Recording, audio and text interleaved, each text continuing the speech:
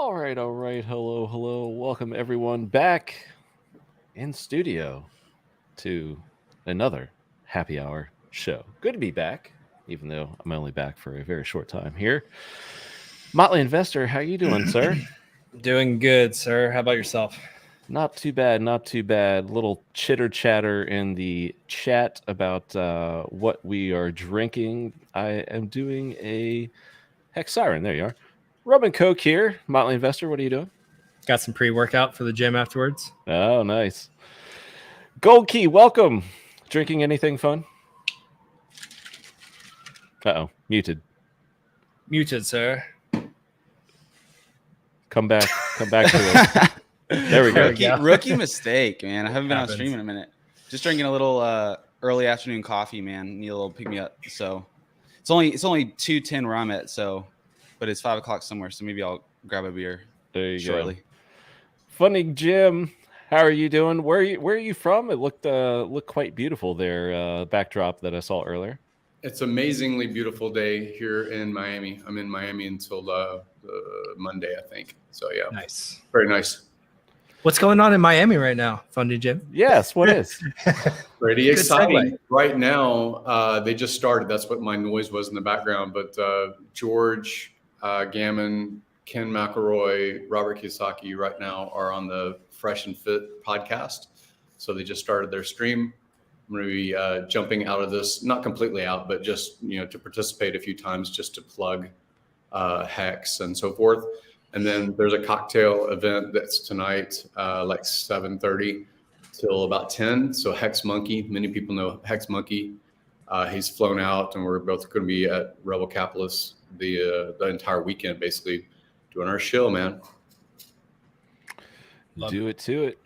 DJ Cryptomatic, thank you for the raid once again. So I see all the Twitch peeps in there. Another cool pre-game show was reggae hits this time, or not even hits, but just reggae music. So it was a cool vibe this afternoon. So yeah, where you guys want to start? I mean, we have like a bunch of, I guess, cool topics to talk about. I mean, Goldk3y, you're here because there's, I guess, plenty of news on the Maximus front that you can enlighten us with. I think Motley and I were kind of joking in the green room. It's like, we've kind of been like on the run lately, and we're trying to catch up with a lot of stuff. So it's kind of like a perfect place to do Go it. to the source. There you go. Bring them on. And yeah, I caught a little bit of Dip Catcher's Q&A yesterday, but it was hardly enough. And I saw your Medium article as well. But I haven't had time to actually thoroughly go through it. So if you just, I know Maximus, let's start off, I guess. Maximus was a huge success, like almost 300 million hex in the pool there. And so we have, I guess, a couple new iterations coming out. So could you tell us about them? Yeah, so I put out two, actually. One's a white paper that's like very deep with all the details, and then there's one that's base and team simplified. So those on our Twitter, Maximus_DAO. So to stay like top level, so base is a lot like Maxi, but kind of introducing what we're calling like a rollover. So it's going to be a 1-year perpetual stake. And so it'll launch like Maxi. It'll have a mint phase where you can mint one base per one hex pledged, with the goal to hit 150 million to max out the bigger pays better bonus. When that 1-year stake ends, the redemption phase begins, where you could claim or redeem your hex from the base contract by burning your base, or you can leave your base in, and that will roll over into the next year, the next stake term. So, and that'll go on forever. So, compared to Maxi, it won't be as high of an APY, right? But you will be earning, hex inflation, and yeah, I think it'll be around 12 to 14% APY. Yeah, and then also shorter time to realize hex gains. So pretty exciting. Quick question on that. Is there any way to incentivize for individuals to roll over their base stake after the first year and years onward? is there any way to bake in incentivization into that? So yeah, that's actually what we built Team to do, right? Okay. So Team is an income sharing token, and so before base launches, there'll be a mint phase for Team where you can mint one Team per one maxi. And then when the base mint phase starts, you'll be able to stake your Team, and then to earn rewards, you'll need to stay staked with your Team for that whole term. And then when that term ends, you're able to claim, Team stakers will be able to claim 50% of the bigger pays better bonus, and all the Hedron, which is, the Hedron isn't that much, but it's just easier to give that to Team. And then one exciting thing about Team as well is 30% of the maxi used to mint is going to be put in an escrow account and then rewarded to Team stakers in year 3, 6, and 9. So it'll be 5% of the Team, or 5% of the maxi used to mint Team will be rewarded in year 3. 10% will be rewarded in year 6. 10%, and then 15% in year 9. So, we've got Team will be right now rewarded in HEX, Hedron, and Maxi. And there's no expectations for future pools, but there might be some dynamics in future pools to reward Team stakers as well, similar to base. I need a flow diagram, sir. Yeah, here it's hard to visualize. I made one. Let me actually pull this up. Can I share my screen, Cabana? Yeah, if you put it in there, I can pull it up for you. Okay, perfect. Let's. Yeah, I was trying to follow along, but I was about to say this would be perfect to have some sort of flow diagram set up. I think I actually did see that. Yeah, I tweeted it out. Let me. I can pull it up though. All right, let me know when it's up. I can't. You ready? Yeah.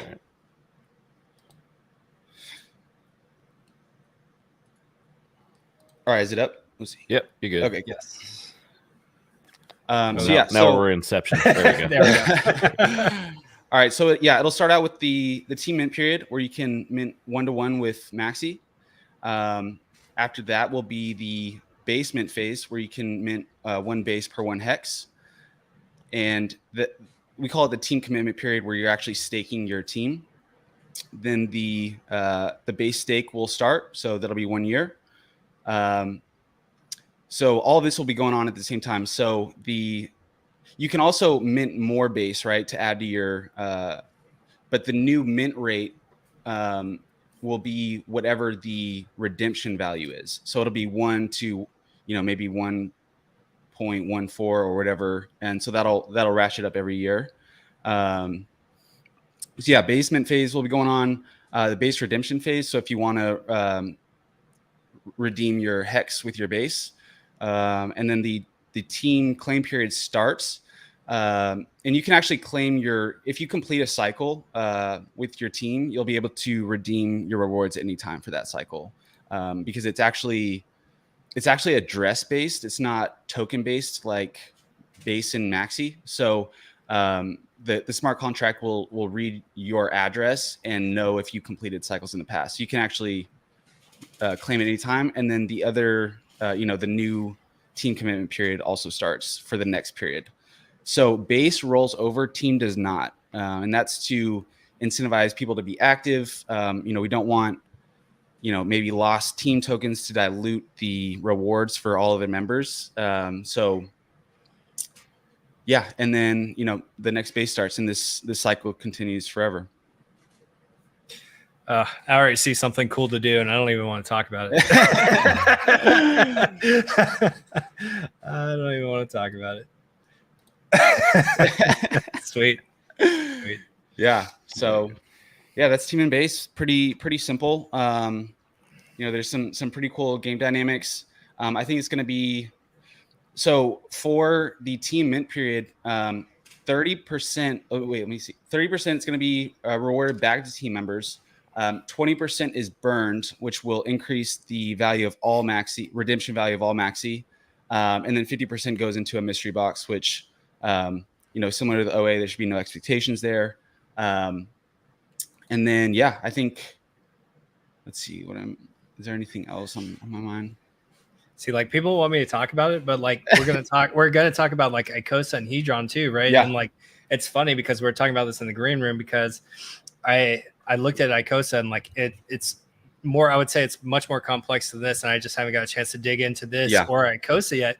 But like for Hedron, like I knew right away, I was like, in the very least, it was going to be a buy the rumor, sell the news kind of event, right? Yeah. And like I was hoping to get to it today, and then Hedron price chart had other plans and already started to run off on me today. So I don't really want to give away team and base and maxi strategies now. So you guys play around with it, dig deep. Encourage you to go follow Goldk3y and Dipcatcher and all of them, and learn more about it because I think there is some really cool opportunities in here. Then maybe after I make my moves, I'll line it. Tell us what you did, not what you're gonna do. But, Right. Yeah. It's interesting that you mentioned Icosa and Hedron. We'll get to that in a bit. I guess we'll do any other questions regarding team and base here before then. But in Coffee's video, I watched it last night, and he was like, "Yeah, it took me like 3 or 4 times to like understand it." And I'm like, "Oh man, if it takes Coffee like that long, I'm gonna take like half a dozen or 10." So that's of course the Hedron and Icosa. But yeah, back to this. I think Joe Hexotic had a question. You might have already addressed it, Goldk3y. Will you guys be doing this once a year, every year? I'd like to take note of the stake and front run it all the time. Yeah, so that's something I've been really thinking about. This will be a trustless immutable smart contract. The end day will be known, so I think it's going to create some interesting market activity around those days, right? Like, maybe people do, but if you think about it, like maybe people do front run the base stake end, but that's opportunity to buy more hex to mint more base, right? So it'll be really, really interesting to watch that play out. But yeah, so once it's launched, like, out of our hands, it'll run forever every year. Your Excellence says Crypto Sloth has a very good video with flowcharts and everything on Icosa, worth the watch. All right, I mean, if it makes it easier to understand, I'm all about watching it. So there you go. Funning Jim, any questions, comments, thoughts on this, or just Maximus in general? Or I know you're also... Hang on just a minute. There's pretty good timing on me. I forgot. I forgot. Yeah. Funny Jim is multitasking. He's working on shilling, sir. I will leave the man to shill. Good for him. Good for him. Yeah, I figured since he was on screen, he would be ready to talk. But yeah, that's all good. Tip catchers in the chat. Audited ? It will be, right? So we are kind of in the late stages of design and development, and then we'll be testing on PulseChain testnet, so you guys get a chance to play around. And then once that's completed, we will execute on security audits similar to how we did with Maximus, and then we'll announce a launch date. But definitely with the goal to launch before PulseChain, so we can double everyone's team in base bags. Do you guys do most of the coding in house? All Brian, all Dipcatcher. Okay. Yeah, that's what I thought. I wasn't sure though. Okay, that's awesome. Yeah, he's a legend, man. He's and most of it's gonna be pretty similar to the Maximus code, right? Right. Yeah, it's really just that that one dynamic of the rollover is different. Okay. So it's good. Yeah, and then team something completely new. So that's going to take a little bit of time, but I think he's already. What are y'all's projections? Have you guys kind of mapped out a rough timeline potentially? I would say earliest. See, I hate putting out suggestions though, because you know how it is. You don't have to. Like, you don't have to. Okay. I don't want to pull him in May, dude. I hold launch dates. Let's not hold Brian to a date that he's gonna be like, why, bro? Why? I know. So we're working hard. We're working as fast as we can. That's fine. So, we don't need dates. Who needs dates? Yeah, they're overrated, clearly. PulseChain. Dipcatcher base contract is maxi with a few lines of code change. Team is like the maxi mint plus team in, I guess, all caps. Team is like the Maxi Mint plus something similar to Maxi Redemption. So there you go. Okay. July 32nd is the date. So just FYI, straight from the All right, horse's mouth. Dipcatcher, you're holding that. Dude, Yeah. Dipcatcher, here's the thing, dude. Here's the thing. The Dipcatcher- 32nd, everyone. Dipcatcher was on his honeymoon.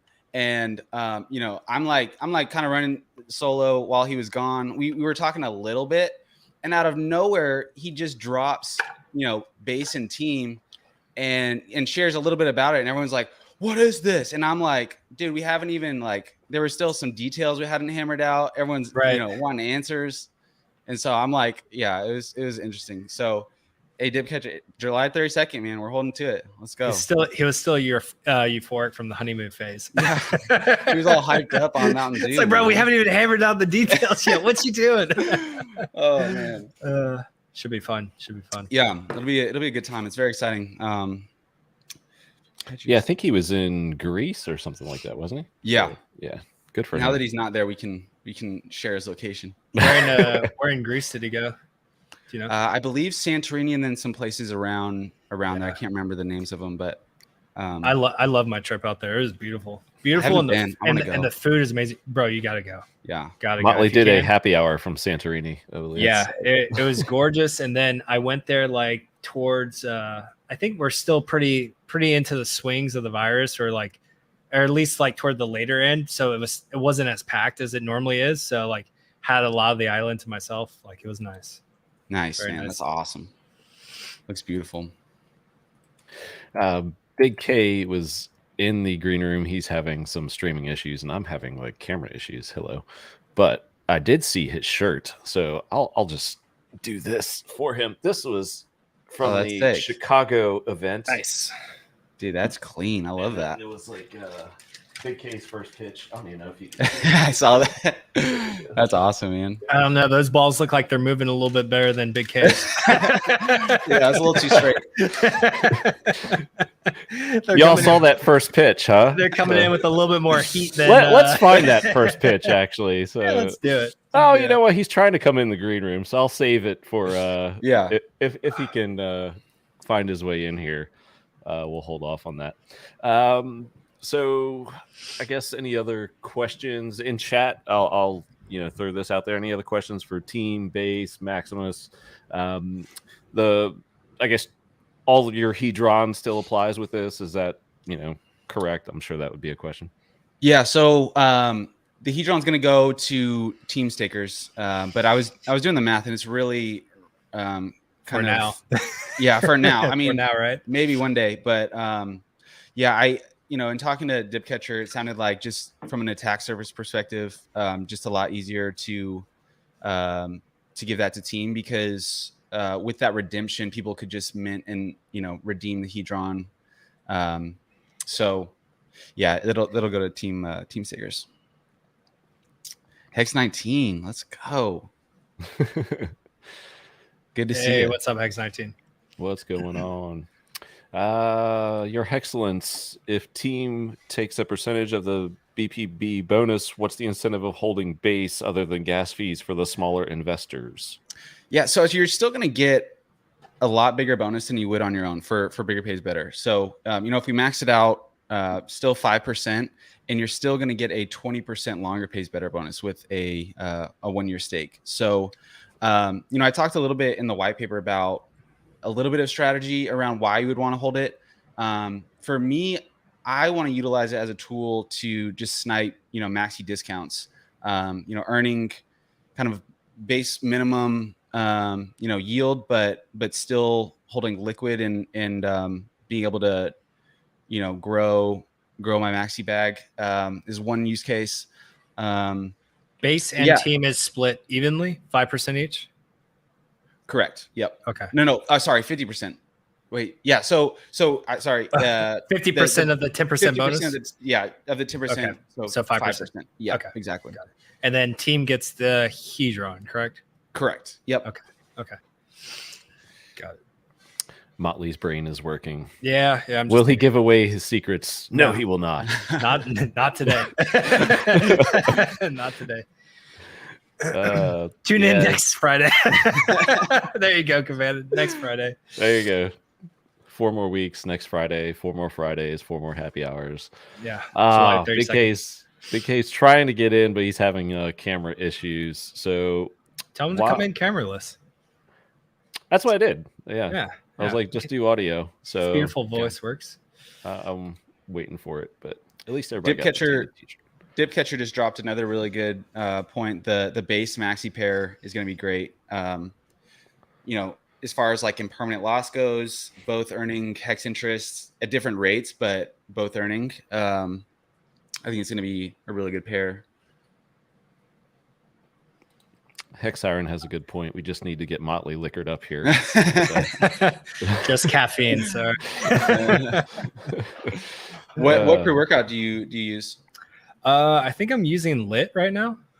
Which is a GNC brand. I think I'm trying that. I tried that, and then I try to go back to like my old school roots of I think it was No Explode or something like way back in the day. BSN. Yeah. Didn't like it as much. And I was like, So if you want like some high end, and this is not an ad, I'm not sponsored. It's called Gorilla Mode, and it's from a guy that like the ingredients are just really quality, and has creatine and I don't know, that's probably the best pre-workout. Most pre-workouts have some small amounts of creatine in it. I tried Gorilla Mode. It was okay. I might try it again, but it was meh. I mean, I miss the old school days of like Jack 3D when they had like borderline illegal like methyl chains in there. Yeah, like they pretty much just had us on meth while we were working out. Dude, I miss those days. The people that were alive and were using that, I think it got us all hooked on hooked on pre-workout, dude. It's like bad. It's hard not to work out on pre-workout because it just you chase that. It's addicting. It's between that, I don't feel like I get as good of a workout. And I mean, between that, my college years, and then Navy, like my body has always been just completely infused with caffeine 24/7. Like It is the worst addictive drug for me personally out of anything by far. Yeah. I should wean off, but I never do. Yeah. Never do. Wake Dog, Big K can't throw pitches, can't get a better streaming setup, but damn, he can smoke the hell out of some weed. Yes, and I do see a message in the chat. Big K, I don't think he's going to be able to solve his technical issues. Sad face, but show the pitch. Yeah, but we'll get to that here in a second. I did want to say, like, I got to meet like the whole Big K family / squad entourage. So yeah, his lovely wife, she was awesome. His mom, Mama K and Mrs. K, actually talked to Mama K for probably like 10 minutes there at the party there. So she dropped a funny little secret that we'll not share here about the show, but she does watch. So shout out to you if you are watching there, Mama K. But it's just a really good time there. Let us find this first pitch, shall we? Yeah, while you bring that up, I just want to make a comment. Big K's like his group of friends, really good people. If you haven't had a chance to meet them, and I mean, I wouldn't expect anything less from someone like Big K to surround themselves with good people. Yes, absolutely. 100% facts there. So, in case you missed it,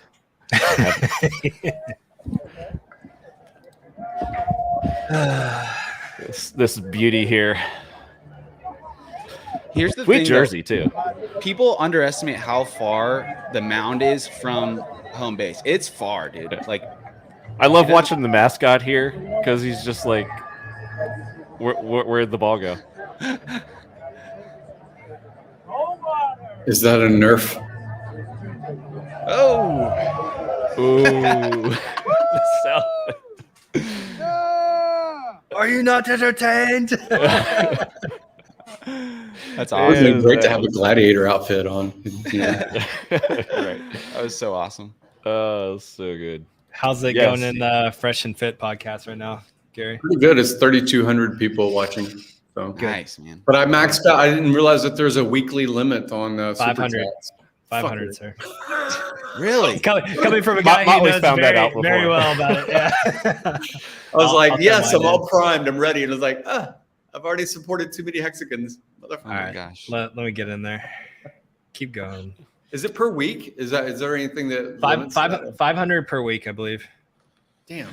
I mean, most channels, like if they do this, like they have some other alternatives that you can contribute and it'll still come up on the screen via OBS, and you're not giving like 40% to YouTube, and you're not like limited by the cap rate with the super chats as well. Oh, really? So Yeah. is that when Steph did $1,000 for Ivan? Yep. Something along those lines. Yeah.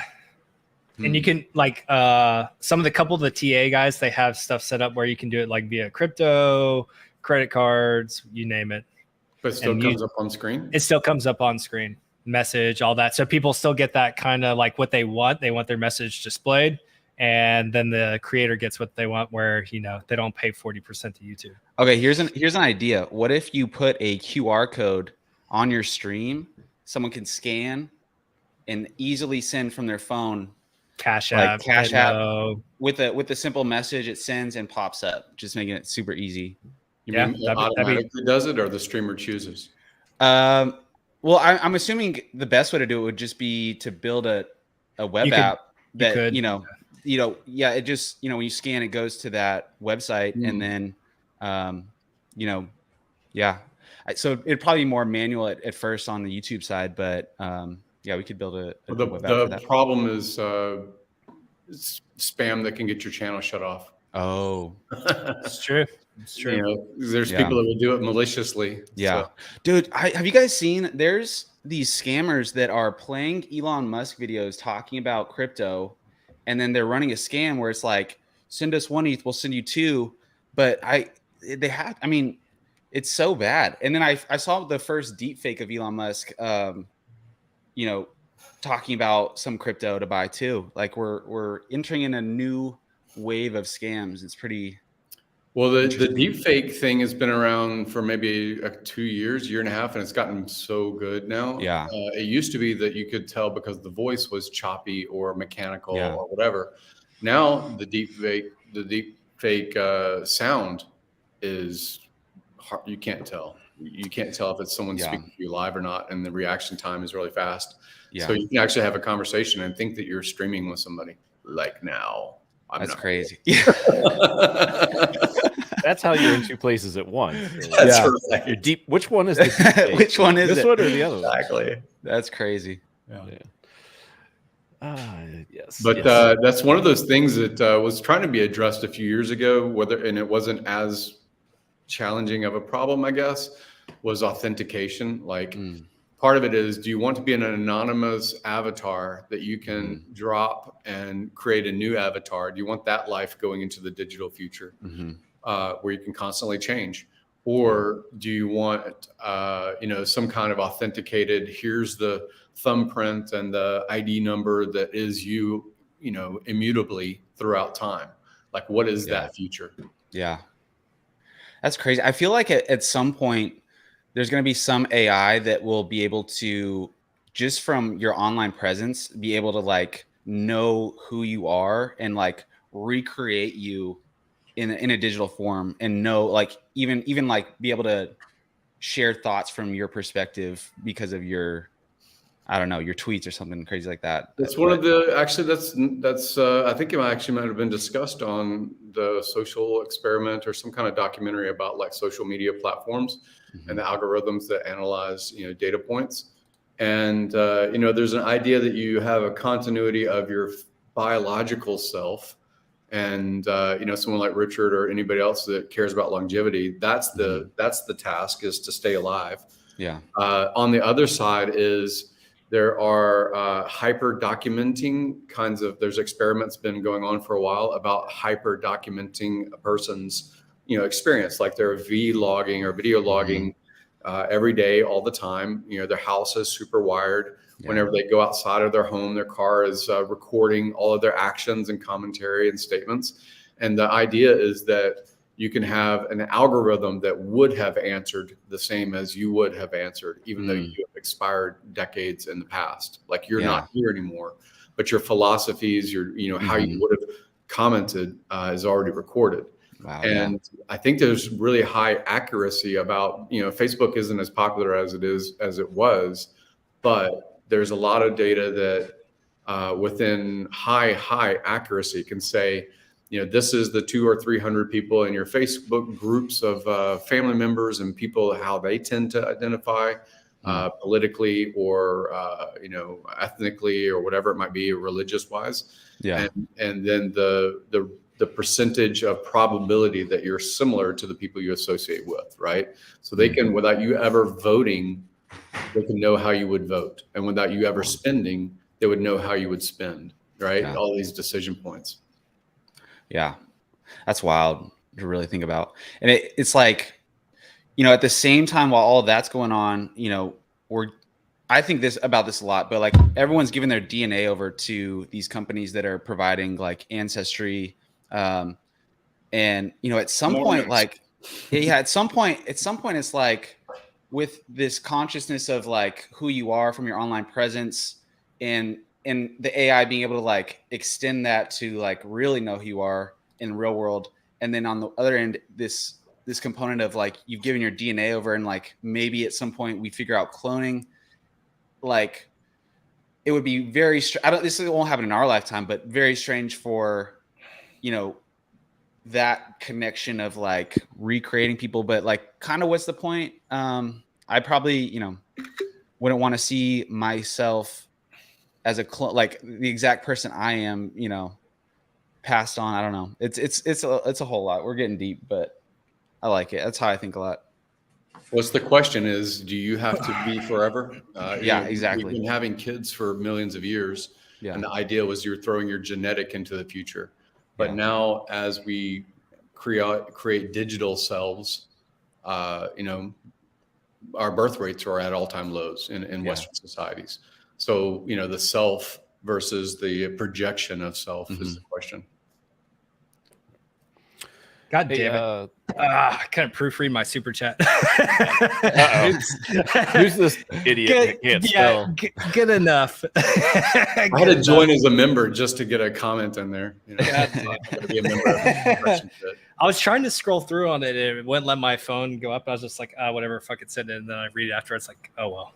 Yeah. I should have had I've got another YouTube channel. I should have had that set up, but then nobody would recognize it. So, yeah. So to Buffo's question, how does the restake work? I read there's 7 days to roll over. Does that mean that 7 days after the last stake ends, the next one will start? So if you don't act by then, you get left out of the next. So with base, it'll be automatic if you don't redeem. So and there is a 7-day window to either redeem or stake more, or you can just leave it in and that'll roll over. With team, that is active, so that will not automatically roll into the next term. You'll have to restake essentially and run the restake function to earn that next cycle's reward. And there you go, Buffo. Cheers, Russ. Good to see you here. Got to meet Russ in DC. For those who were here last week, we did a really quick show, but I just wanted to once again just put out there like these meetups are so cool. So if you can like get out there and meet fellow Hexicans, it's the power of this community is just absolutely awesome. You see it online every day, but to actually physically interact, talk with people that you meet online or even haven't, people come up to you and be like, hey, I watch your streams and stuff like that. And it's just a cool experience. So I just encourage everybody to get out there. I've done, DC, Chicago, haven't done Vegas yet. Going to do Vegas later this year, hopefully. And then, I know Motley's done plenty. Funding Gym's done plenty. You done many Goldk3y? I went to Hex Vegas. The first one, dude. And that was a good time. The original. Really fun. Yeah. That was funny. Cause I got into Hex very early, but I wasn't really involved in the community. I was just like, I had stakes and then, Dipcatcher was like, dude, come with me to Hex Vegas. And I was like, okay. And, you know, so I didn't really know anyone there. And it was kind of funny. Everyone was like calling each other by their Twitter names. And like, but after that, like, you know, I was just blown away by the community and have really been involved since. So highly recommend getting around Hexkins. They're very, you know, going into it, I was like, what is this going to be about? Like, who are these people? And it turned out like it's amazing the quality of people that Hex has brought together. You know, there's something, just a shared belief system and just an enjoyment of life that, you know, when you're in the real world, you get to enjoy together. So that was really, really fun. Hey, shout out to Motley. You're all over the screen on that other stream. You Good. were. Okay, so it didn't get deleted, Ross. So a resident troll. But, Oh, no, it's good. It's up there. I see it. All right, good. Well, Ross is just being Ross. So, yeah. Yep. Good to see you, by the way. I haven't seen you in a long time. Day 43. Yeah, Jake Lund fights tonight. Is there going to be like a 3 a.m. Watch party here in the States? Are you guys putting one on there? Day 43, let me know. Ross says it's deleted on his. They rugged his super chat. Now it's like I still see it up there. What are you guys talking about? I don't know. Maybe Maybe Bullish is saying it. So yeah, interesting. I'm watching it, but okay. Yeah, I guess depends upon the screen, or maybe no, it's still there. If Funding Gym sees it, then it should be there. But like if it's just like hide user, then you could still maybe see it. I don't know. But anyway, it stays up there the more money you put in there too. And so it's still up there. They might have just taken it from the screen down, but you can still see it as the top super chat. What? Right. What are you guys talking about? There's like lots of confusion. Like Siren's like, I don't see it either, but Bullish is like, now I see it again. So yeah. Yeah, it's up there, guys. All right. Shout out to DCC, not exclusively on Hex, but he talks a lot about Hex, and he's doing a Vegas meetup for his crew. So since he talks like so much about Hex and PulseChain, he's having one out there for his guys. Let's see what else. Oh yeah, we were talking about community. I just wanted to bring this up, and Motley, I will maybe ask to confirm, but I believe we have a very important birthday today, but is there two? Does Crypto Vince share a birthday with Maddie Allen? Maddie Allen? Yeah, he does. Okay. I learned something new today. Yeah. So, happy birthday to both of them. Happy birthday. We talked to Vince earlier today. To Vince, yeah. Are they womb mates? What's that? Are they womb mates? Womb mates? I don't think so. Those jokes are for the joke off, sir. Cringeworthy. And where was it? I wanted to shout out Maddie too. So yeah, shout out Maddie. For his today is the day Maddie McFly's Hex went into the future. It's his birthday. Time to send more money to his future self. We are blessed to have the best crypto, best founder, and best community. Big thanks to you all. So good deal there. Awesome. And I think I had one more little thing on Twitter here. It's just funny. It was I do some of these like reply of the weeks from Richard, and I haven't had time to comb through a lot of his tweets, but this one was pretty funny. So someone tried to troll his outrage marketing. He had a lot of good replies lately. Yeah. So this one is from Twat. No, wait, Twin. Yep. Never mind. Same thing. Whatever. I love this one. Give me $20 and I can pick out a better looking outfit at a thrift store. And then Richard is like, you ain't got the 20? Wendy's is just like,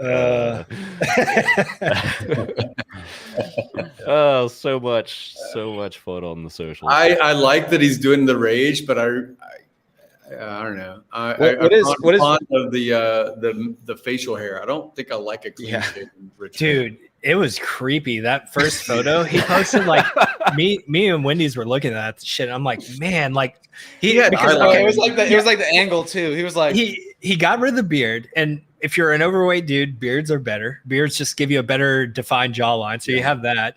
And then, so he got rid of that. And then I noticed that he doesn't really have a lot of hair anywhere else on his face. Like he doesn't really have much eyebrows. He doesn't really have much eyelashes. I'm like, bro, this shit looks weird as fuck. I thought it was, it was powder. Remember powder that had no eyebrows, eyelashes, and I thought he actually had eyeliner on. I don't know. It looks something like that. I was just like, this is creepy. Okay, there's outrage, and then there's get the beard back. Yeah, we need like, that back.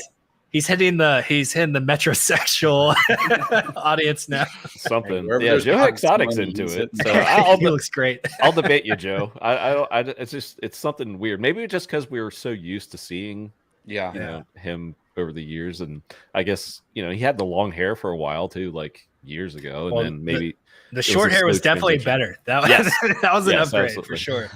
Yeah, bring back the beard. Hashtag bring back the beard. Yeah, hairy legs. I think he actually needs some wool on his legs too. He's shaving for a bicycle tour. Perhaps he shaved them to show off the calves. Yeah, who knows? Mad scientist when it comes to this stuff. Yeah, there you go. And I think I had one more just funny thing I'd found. I'd been holding this for a while just because we haven't had time to pull it up in the stream, but this one was just kind of funny. It sums up certain parts of crypto, certain users of crypto. I just thought this was a really funny video. Let me find it here. Cardone. Brother, Ethereum and Bitcoin are not the one. The one is called XRP. The lawsuit is a distraction. XRP is going to move all of the money on Earth. 5 quadrillion. XRP is, I believe, David Schwartz is Satoshi Nakamoto. I'm not buying anymore because my wife won't let me. And we purchased it at 0.0002. And how much did you buy at 0.0002? $100. 50 bucks. Carefully, brother. Ethereum and Bitcoin are not the one. Oh, the one is called XRP. The lawsuit is a distraction. Hilarious. XRP is going to move all of the money on. Damn. So yeah, that's crypto. A lot of it. No skin in the game. It was funny. I found this one guy's channel that I really like. It's he's a white hat hacker and like crazy electrical engineer, can hack. He did Cy from HEX Toys is how I found him. He posted a video of him essentially being able to hack into a Trezor, which was wild. And there's probably maybe like 5 or 10 people in the world that could do something like what he does. But he hacked into this guy's Trezor and then like got out. I think he had about like $2 million worth of theta in there. And he did a new video recently where there was another guy that came to him and had a phone where he claimed he thought he bought about 100 Bitcoin back in like 2013, and he couldn't remember his swipe password on the Samsung phone. So he went to the same guy, and this guy hacked the Samsung phone. And the videos are really good, really well done. And so he hacks into this guy's Samsung phone, and this dude didn't remember anything. And turns out he bought the Bitcoin in like 2016, and he spent like $100 or a couple $100 on Bitcoin, and it was nothing. But he, in his head, he bought this 2013 100 Bitcoin. He thought he had millions of dollars, and it came out to be like 0.0001 of a Bitcoin. And I was just like, bro, I was like, how are you that delusional where you don't even realize you're like 3 years off? You're off by multiple decimal places, and like they go into this elaborate work into him like physically hacking into a Samsung phone, and then it's nothing. because this dude bought like $100 of Bitcoin, and it was only like however many years ago. He thought he was just this multi-millionaire. It just wasn't the case. That's hilarious. I'll look up his channel. It's really. I can't wait. He hacked a Trezor? He hacked a Trezor. Well, what the hell, dude? Like when you watch the video and you see what he has to go into it, you see like there's probably only so many people in the world that have the tools and skills to do what he did. But he essentially, the attack vector that he did is there's a fraction of a second when you start and when you turn on the Trezor that it takes from the RAM and it flashes like all the seed words, the password, the PIN, everything's there, and it flashes for a certain point. And what he does is he starts it, stops it, starts it, stops it, and he tries to catch it just right and copy all the data. and then he can go through the file, de-encrypt it, and then actually find all the stuff. But there's like a split second, and you have to essentially just there's a way to just override it with a certain amount of electrical surge. And it was really interesting. I'll post the link. It was a wild video, but yeah, he straight up hacked a Trezor. Yeah. And it was an older update. So, and then afterwards, I think he reported it to Trezor. So I don't know if they were able to fix that in one of their latest updates or not, but it was very, very, very interesting. Yeah. But he hacked the shit out of it. It was wild. Wow. Yes. That's crazy. So even hardware wallets are not immune, guys. Can't trust what is your, when you have a hardware wallet, I have several, but I don't know that I believe all the hype. When you believe the hype, it's the process, it's the connection, it's now I can interact, now I can trade. And I like HEX so much because I don't have to trade. I can lock things away for, years. And, paper, it can be destroyed. The titanium plate thing, I like those kinds of narratives when people create their washers or whatever it is to secure things. What are your thoughts really about the value of locking away or staking for long periods of time and rarely interacting versus the immediacy of hardware wallets? That's really it's just like they taught us in the Navy, right, Gary? Just operational risk management. The less you interact with something, the less attack surface you're going to have, right? The less you're going in and out, staking, going on other websites, interacting with other stuff that's not specifically for what you're trying to do. You're just creating a larger attack surface for people to get access to your funds, whether that be the hardware wallet, your MetaMask wallet, how you store your keys. The more you interact with something and bring it out or expose it numerous times, like you're just making yourself that much more susceptible. So the more hands off you can be, the more off the digital grid you can be, I think is just better. And like you said, I think even we give hardware wallets a little too much credit. And like, that's what I was saying with that guy's video. Like there's only a few people in the world that could probably do what he did, but it's possible. Like he did it. He actually hacked a Trezor. So it's really just being, I think like Gary said, I think that's a very good strategy, is to try to be as hands-off as possible. And that's what a lot of us, especially that have been in for a while now and have established such a good staking ladder, that most of our stuff is just getting rolled out to 15 years now. Like I've started to do it where all my 15-year stakes go into separate different wallets that I don't have to interact for 15 years, right? And those are going to have a lot less attack surface than my wallet that I interact with on a more frequent basis. It's just plain simple. Yeah, I think there's, I guess, different ways of doing it. Papa B talks about, I mean, he's like totally hardcore, but I mean, even just if you think you like your original wallet from the AA, if you had one wallet, and stakes are coming out, if you want to restake some of that, you can move that then to maybe a new device or, new laptop or something like that, air gap it. And that's another method. So it's like, you can kind of make up for, I want to say like, mistakes, because I mean, if you've been hacked, then it's gone, you can't make up for it. But you can make up for any, I guess, insecurities in your own mind and move it to another device kind of thing. So I mean, the way I think of it is they want you to have plastic because you don't have as much control as if you had physical cash. They want you to have plastic because it's so convenient to just swipe a card and do an impulse buy.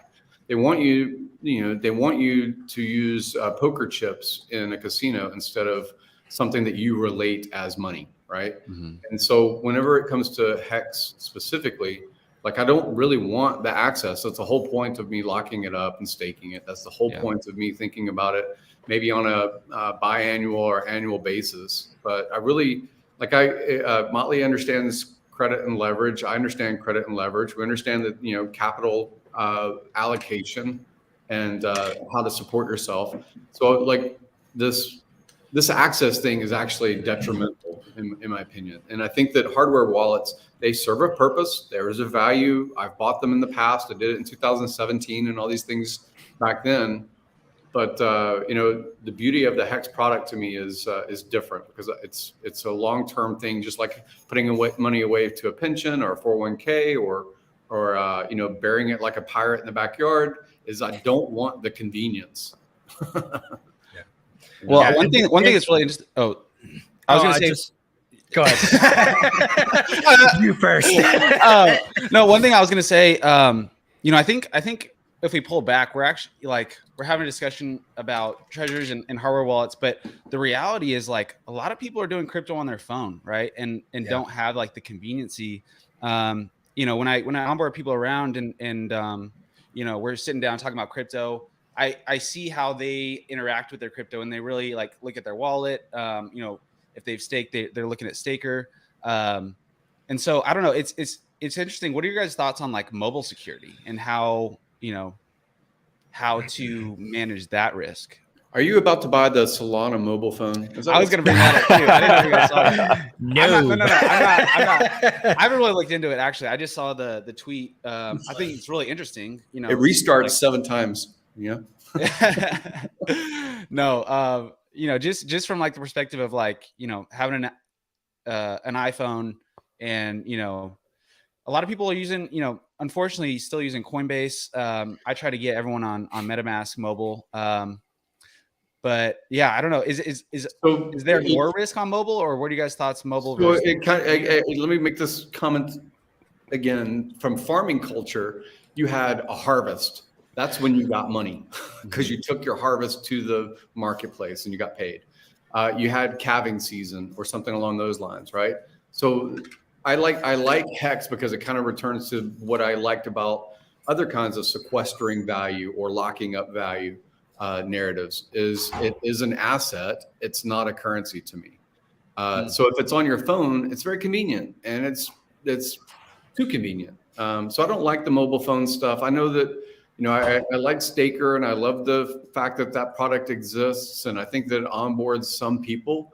But like anybody that I talk with that puts any significant money, like, you know, $3,000 or more, I don't even go through that process. I just don't believe in it myself. Yeah, I'm hands off on any mobile crypto interaction. I mean, I'll like, you know, do like a Ledger Live or something to check things, but nothing like actually interacting, you know, with a MetaMask or anything like that. It's just I do use the MetaMask browser sometimes just to, but I don't even think, I don't even have like an active wallet. It's just a burner wallet, but just to be able to like view dApps on mobile. And then I just put my, you know, my MetaMask address into Staker app to just view stake. But other than that, really don't. But yeah, I mean, it's just surprising.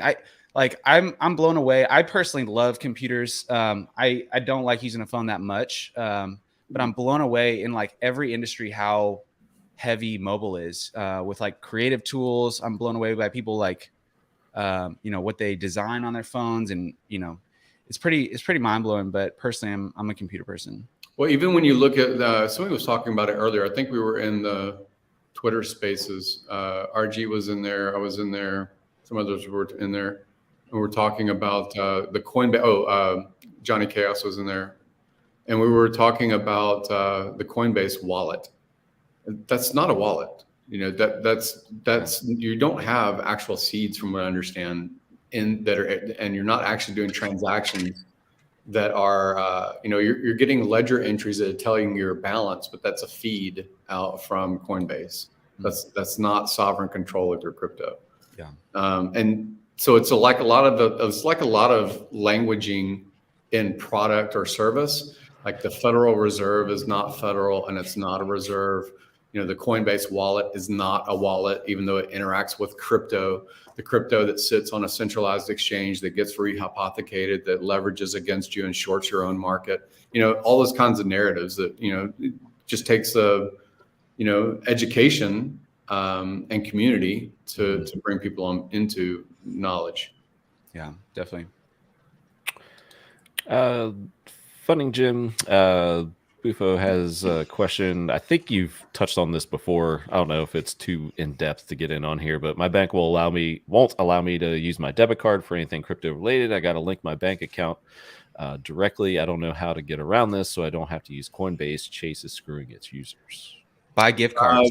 I very much recommend, because the same thing happened in 2017.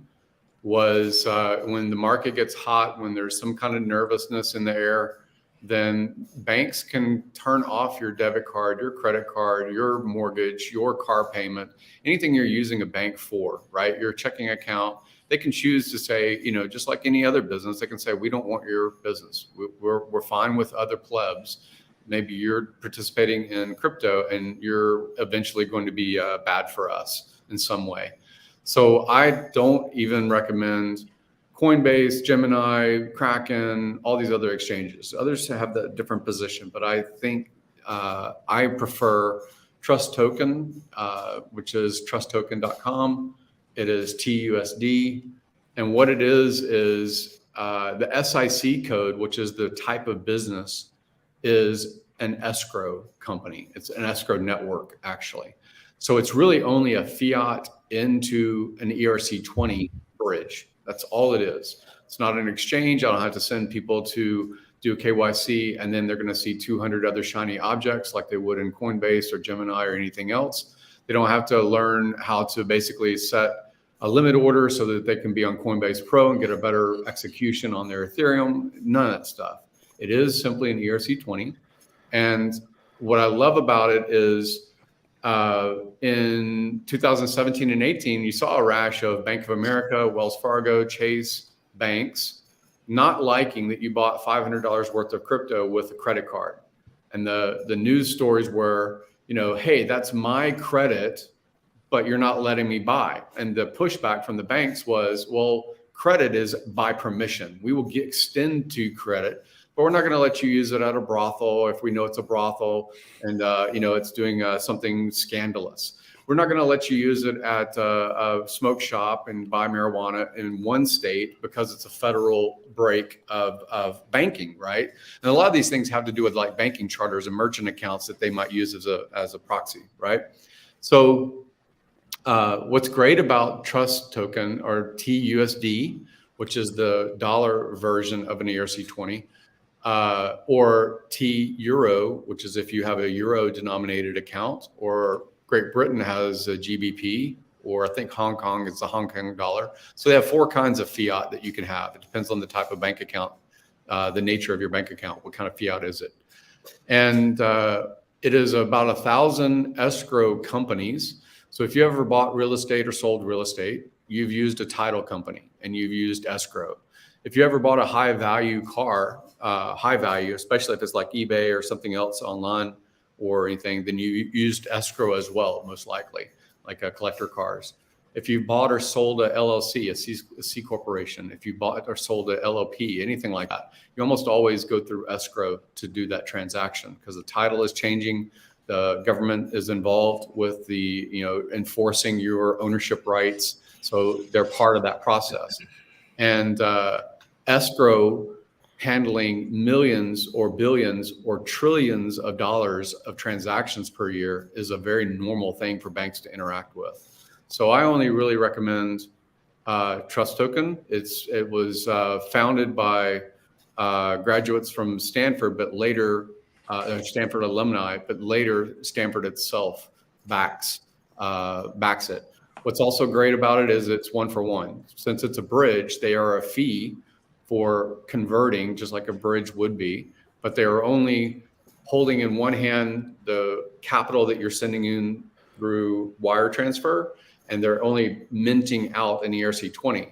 And then when that ERC20 comes back, then it releases just like any other bridge. So it's not an exchange. The coding is not an exchange. Your bank won't have an issue with millions of dollars coming in or out of it because they see it as transaction to buy real estate or buy expensive things versus, hey, this is a crypto exchange, because the code is different for a crypto exchange. Are they leveraging the USD that comes in? There's no leverage. They only have a float. They have a fee, just like a fee for service transaction cost. If you buy, it's like at CVS or Walgreens. If you buy a gift card, you have a transaction cost because that's their profit for doing the load or to do the redemption. But there's nothing else. So it's only a bridge. It's not an exchange. It's not leverage. It's fully backed, unlike Tether or even DAI or something like that might be more volatile, even though they're called stable coins. They're not necessarily stable Unlike, and again, one for one, as far as the money transmitter licensure and all these other kinds of things, they're not a bank, they're not an exchange, they're escrow. And there are different regulatory rules on what they can and can't do. So, but are you saying that they have a direct on-ramp? Because I'm looking at like how to get it, and they list centralized exchanges and decentralized exchanges. No, so they have a direct. So trusttoken.com. Okay. There's a thing that says mint up in the top right. It might ask on the KYC. I think it does block New York and Texas, I have heard. But if your utility bill or driver's license or whatever showing your KYC is in a different state, then you'll be fine. Just open an account in a different state. Okay. And the same thing, like I have to pay. I've paid people in other countries that are blocked, but I had to do it through something like converting an ERC20 into something else that they could spend in their local country or convert to their local currency. However, if you're running any kind of business and you are paying or receiving in dollar, USD, or GBP or euro, it's another mechanism for business. Actual, stable. I can buy raw materials with the capital I'm getting from sale. I can sell and have a margin and profit that's predictable. So I even like it as far as crypto goes better than other tokens or coinage. That's amazing. I haven't heard about Trust Token. This is cool. I know cool shit. And we enjoy having you on for that cool shit. Follow up. So there's no limit to send to your wallet. Like Coinbase only lets you send 1,000 of a crypto after a purchase. They make you wait a certain period after you can send the rest over 1K. Yeah, if you're talking about Trust Token, when they first launched in 2017, I met the founders and stuff at the time when I was living in Silicon Valley. I was working for a different project in crypto, and so I interacted with them because of that. But I've spoken to them also about 3 months ago, with the founders C-suite of Trust Token, because they issue out ERC20. Ethereum is a pretty straightforward rail now in crypto as far as conversion and bridging. And once the PulseChain launches and they can review code and make sure that they're regulatory compliant and weird shit isn't happening, then they'll issue out PRC20 versions. So I talked to them about that. But they have to go through all their due diligence before they'll mint out PRC20 version of a stablecoin. That's awesome. And Buffo says, "Mad thanks to you, and bless you." Boop. Blessed. Hashtag blessed. There you go. What are you guys doing this weekend? I'm about to go to a cocktail thing. Once Kiyosaki's done, I'm going to a cocktail event and Networking. Nice, man. Always on the move. I love it. Yeah. How about you What are you guys? doing there, Goldk3y? Man, it's pretty nice here. I'm in San Diego, so I'll probably just be working and hanging out. Nothing too crazy. Nice. Motley? Just getting last couple things set up. Pretty much got my mail set up here now. Got bank account set up here. I just need essentially to get a driver's license, and then I'm all settled down here in Puerto Rico and just working on a couple projects. Rico? Mm-hmm. Yep. Hey, that's awesome, man. Me and Gary are neighbors now, island neighbors. Hey, you can DM me if you need to about, I don't know if you've converted your LLC or if you're just draining it out and things like that as for the HEX merch, but you can set up merchant accounts through your acts. Yeah, we're gonna move that one over, and then we're gonna set up a couple new ones for some other stuff we're working on. Nice. Yep. How are you liking it so far? Dude, it's awesome. It's awesome. Yeah. It's beautiful weather, great people. The food's amazing. There's always stuff to do. The infrastructure, depending on where you are on the island, can be a little bit lacking. Something you just got to get used to. They move at a little bit slower pace. You got to get used to that. But for the most part, it's amazing. There's great benefits here on the island, especially for capital gains and a lot of other investments. So if you're in the position, it's definitely a good move to consider if you're able to make the move. Is there a lot of crypto people there? Yes. Yeah. Yep. Are there like meetups and stuff? some big players. Yeah, they got meetups. They have meetups in Old San Juan like every week, and it's usually like different crypto people doing presentations and stuff. But they have them throughout the island. And like we do dinner. Gary and I have gone out dinners with a couple of different friends, all in crypto. A lot of Hexicans, other investors, other entrepreneurs that aren't necessarily in crypto. There's a lot of big money, a lot of very, very successful people out here on the island. It's really good networking as well.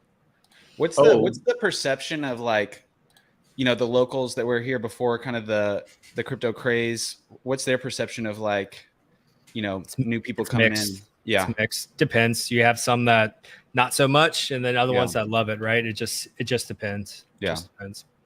But for the most part, everything if it's not crypto as well. So Trevor, who we've had dinner with, and he's published as a Hexican and so forth. He's got great connections with. I was talking earlier about Ken McElroy going to the Ben Shapiro show. So earlier today, he went to do a podcast with Ben Shapiro.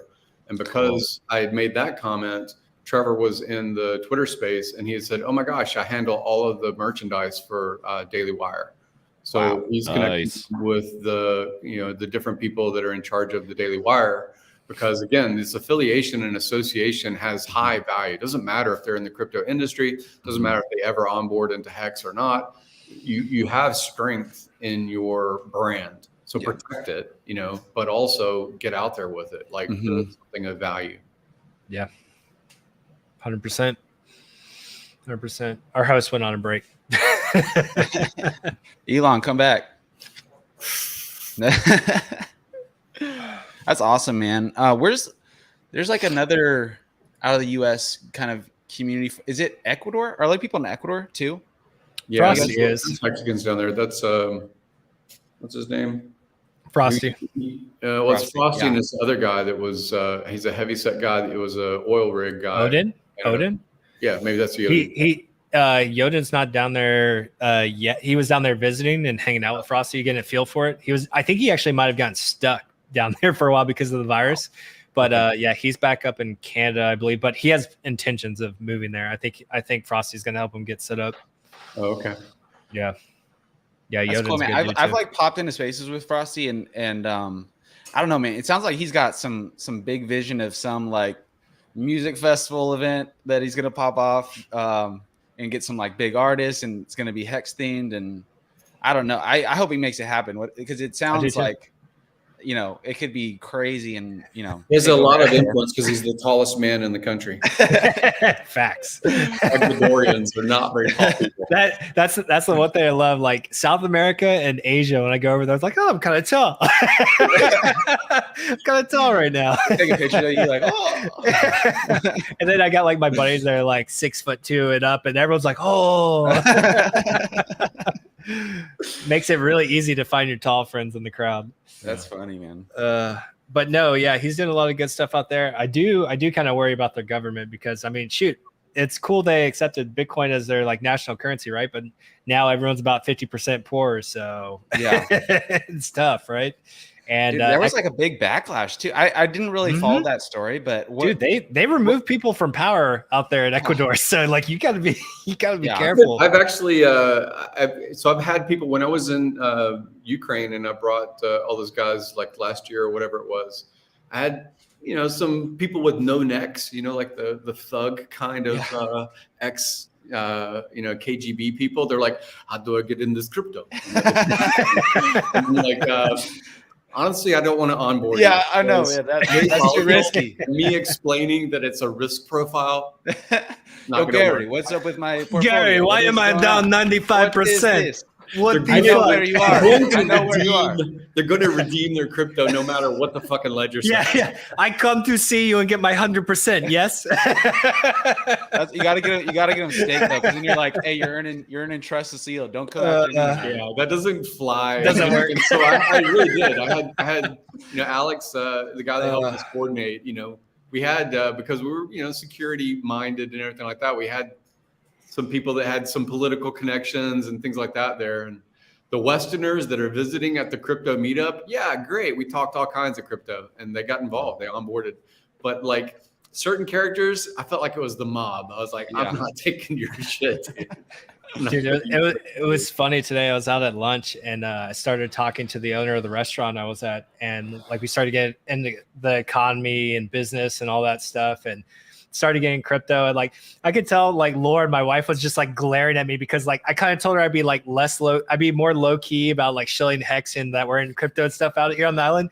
But like he was a really good dude, and like we're having a really good conversation. And then like he went back into the back of where she's like, "What are you doing?" She's like, "We're supposed to be under the radar here." It's like, I can't help it. He's a good dude. I want to help get him in. And I was like, and this is the time. Like, you know, you can really change some people's lives introducing them to this kind of stuff, and it's the time to do it, right? Like it's more fun to do it with green candles in the middle of the bull cycle. Yeah. But this is like where you change people's lives when they take that run up to the next 100,000x. If you're stateside, especially, you should look into, if you're entrepreneurial and you want to actually do something related to crypto other than code or influence or promote or trade, you can go to LibertyX, Liberty, LIBERTYX.com, and you can sign up to be a reseller.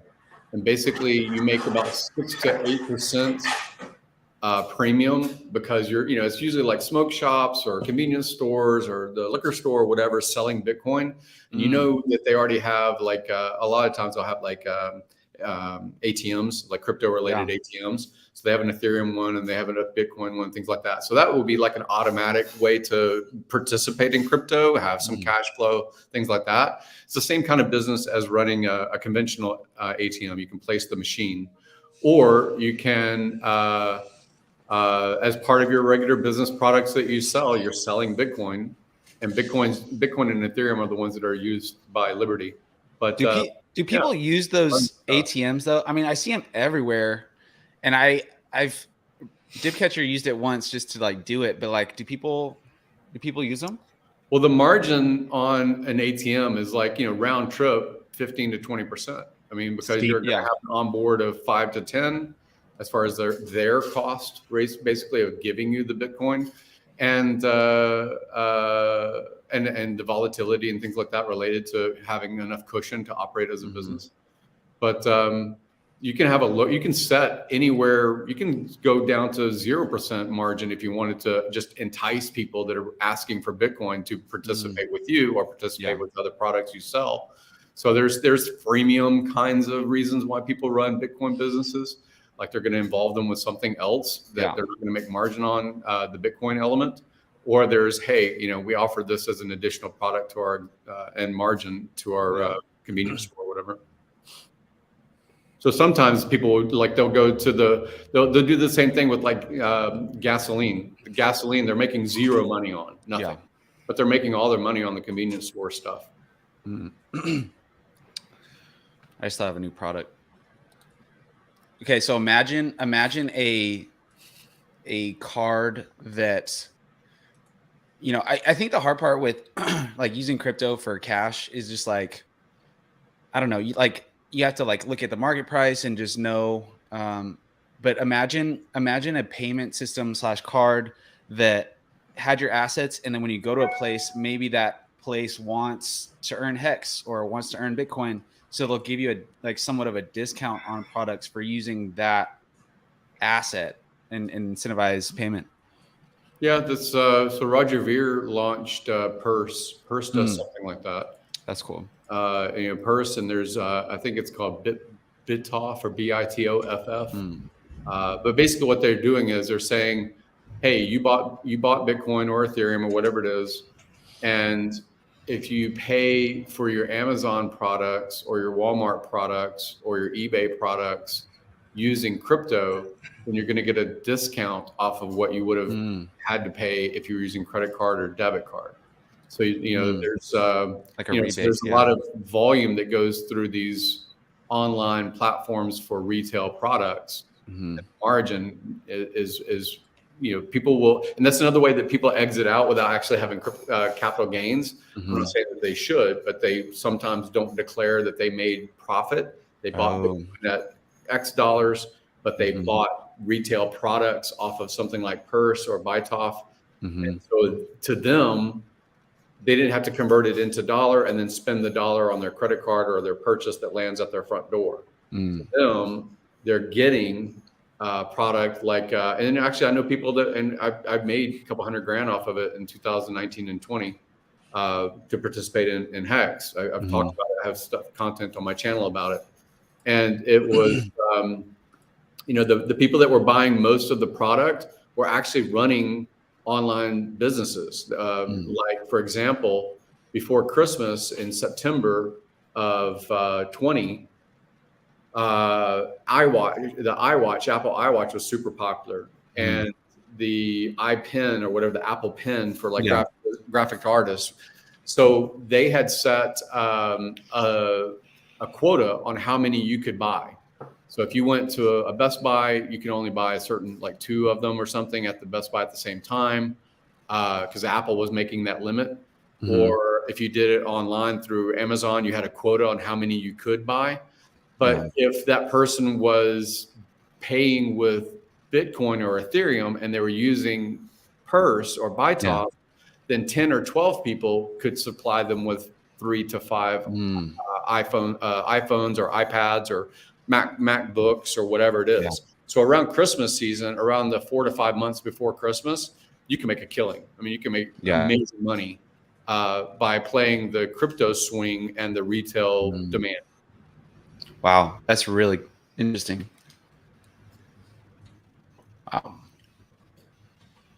I have a question for you guys. So I feel like this is kind of macro, but like I was thinking about like, what if Google comes out with like a Chrome native wallet, you know, with like Google security, you know, and then it kind of like took me down this rabbit hole of thinking about how, you know, we all want crypto to go mainstream, and we talk about how early, you know, crypto in general is, but like for it to go mainstream, like big players will need to get involved. And I feel like in a way, crypto is like the antithesis of that, right? Like we want that, but yet like to break through, we would have to accept like Google and Apple getting involved, building products that not according to the Bitcoin guys, they're all about it. But there is kind of like this, you know, underground field of crypto, and we have our own ethos and our own beliefs that, you know, aren't mainstream. Like they don't integrate as well with mainstream, and yet like for us to get past that, like there does need to be some form of integration. Like what are you guys' thoughts on that? Well, instead of focusing on like, it's tough, right? Like, because you want that adoption, you want the big money to come in. And like you said, Apple, Google, big Fortune 500 companies, like we're starting to see these hedge funds come in now. You have Grayscale like you didn't have before. But I mean, what if we did have the mass adoption though, right? And I think that's one of the biggest barriers to entry, especially for the individual. And like, that's what, I mean, it's like that cheesy saying, like you want everyone to be like to succeed. Like you want the common man, you want the blue collar worker to kind of escape this like rat race that we've created with the legacy system, with this high inflation, these high taxes. And like, you want the common man to kind of earn his financial freedom. And I think that crypto's biggest barrier to entry is just the amount of time and effort you have to spend to learn how to navigate these waters is tremendous. Yeah. And your average person just doesn't want to commit that. Yeah. So that's why I've always supported like what Steph and Firebund have been doing, because I think a tool like Staker app, and I've said it from the beginning, has the ability to essentially be what like a Robinhood is, right? Because even in legacy finance, you had to bridge that gap with younger generations that didn't necessarily want to go out to a manager to, you know, they don't have enough money to make sense for them to get someone to manage their funds. They want to be able to do a click from their phone. They want to make it simple and easy. So like you almost need that Robinhood app for crypto. And it's hard to do because of the legislation that's in place going from fiat to crypto.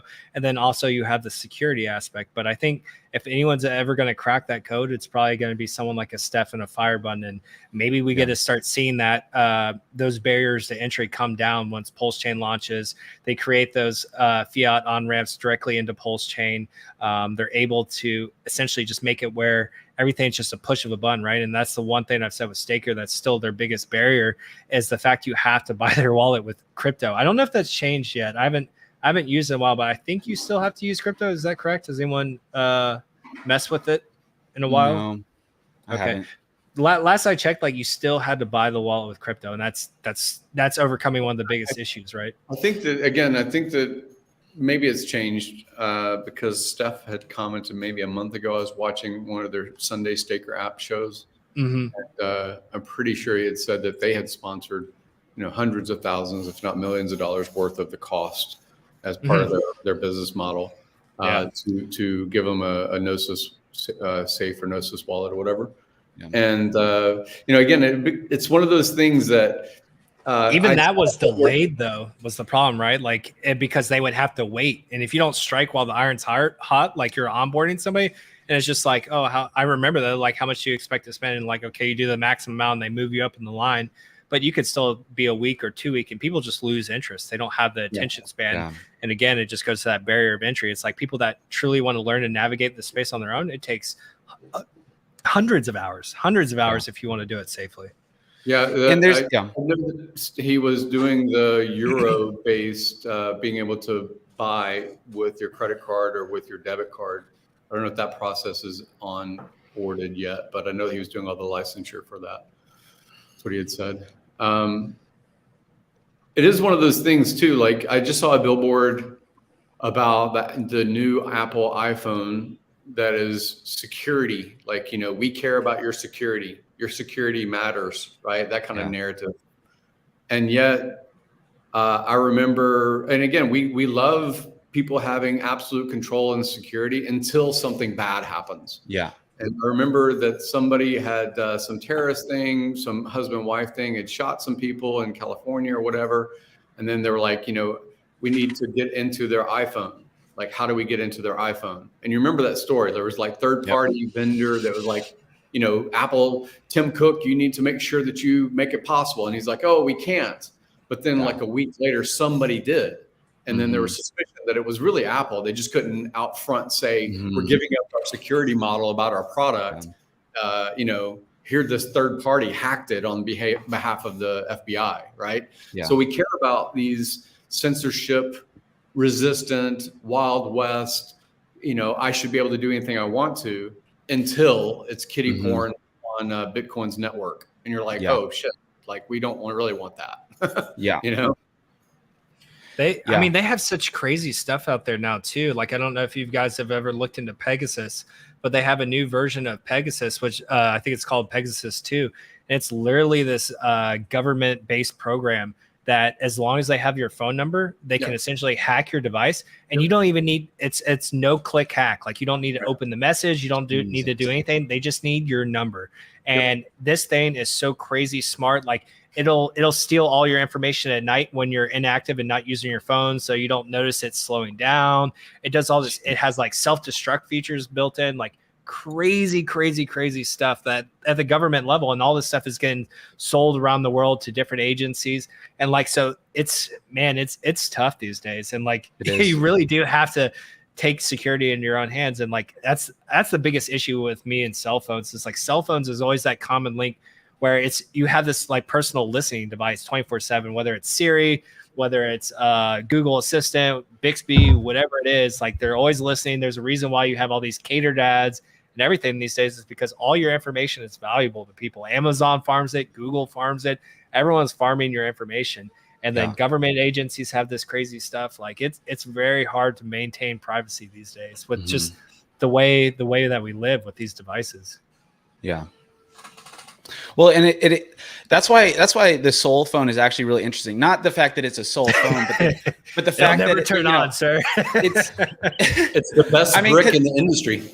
Yeah, I mean, because the truth is, like, we talk a lot about like decentralization, but here we are, like, I'm on a MacBook right now, right? And I use my iPhone so like we are dependent already deeply on these big corporations, and I feel like there is, you were talking about Staker app earlier. For me, it's kind of like you want to like promote from within your own company. You don't want to see someone get hired from another company, come in and be the CEO. I think that's how I feel about it. Like, to see like Google come in so late in the game and like just build something, and now they're the standard. So I think there's huge opportunity, in Web3 and DeFi for smaller players to like play this game. But at the same time, like, you know, the startup world's rough, man. Like if you build something good, you either get acquired by Google or Apple or Facebook, you get bought or build crushed.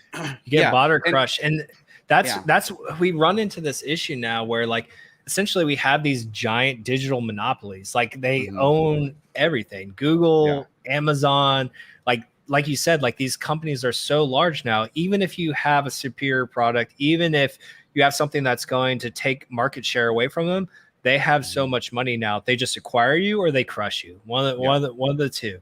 And it's gotten to the point. It's weird because you don't want the government intervention, but at a certain point, it's just like, do 3 companies end up ruling the world? Like, you know, we're getting to the point where it's Apple, Google, and they own everything. Yeah, it's crazy. I mean, and now it's like at the point where it's almost like they have so much power. They've already kind of broken through that when we could have stopped them kind of thing. Now it's like, you know, they own too much of the government.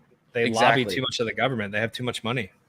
So the government we want to like, you know, help is already owned. So it's an interesting circle. But again, like, you know, is there a future where we take full ownership, where we break free and, you know, have that's why financial sovereignty is so important. That's it. It's literally, I think it's one of our last tools to really fight back is having financial sovereignty. Like Richard talks about it. It's like your ability to transact from peer to peer without any intervention between a middleman, government, anything like that. Like that keeps all your other freedoms, like actually able to use your other freedoms, freedom of speech, freedom of assembly. Like without the ability to transact freely, you don't have that ability anymore. So like crypto is that last frontier to defend.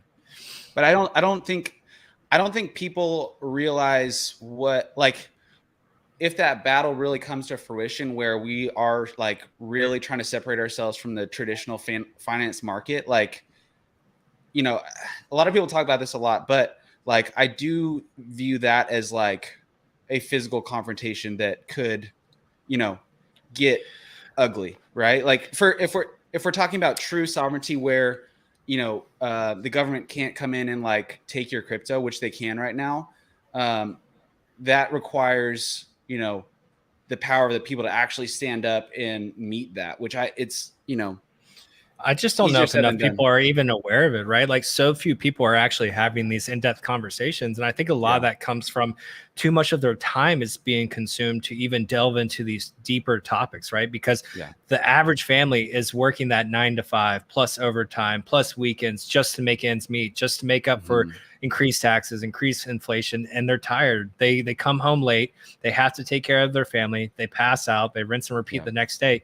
And a society like that doesn't have time for critical thinking. You get much more of that drone worker bee kind of status in society as opposed to people that, and we see it with a lot of us that have freed up our time. We get to delve into these topics. We get to create amazing projects like Maxi, Team, Base, stuff like that, because we've bought back our time. And it shows you how valuable it is because we can expound on these ideas and go a lot further where most people don't even have these thoughts cross their mind because they're too busy at the survival stage. They can barely, they're treading water and trying to keep their head from, you know, trying to drown in the next 5 minutes. They're months away from not being able to afford their next mortgage payment, their next utility bill, let alone thinking about the topics that we're discussing. They could care less. But they 100%. Don't realize this kind of stuff is the key to granting them that freedom, but they're just too they're too distracted with just trying to stay above water at this point. I feel like the trucking, you know, protest in Canada was probably the closest to home where people actually saw the importance of it, where I really saw people like, holy shit, like, man, am I like, could the government do that to my money if I like was involved with something? Imagine your government calling something like the trucker industry and then the people supporting them terrorists, literally called an act of an emergency, pretty much calling the trucker protests terrorists and stealing their funds, stealing from people with the GoFundMe, taking their money, taking away their rights to protest. And that's just cutting off your nose to spite your face at the point, because the truckers are literally the lifeline, the supply, the logistics of their entire country. And they're willing to call them an act of terrorism for protesting. And it was a peaceful protest. Absolutely crazy. And that's Canada.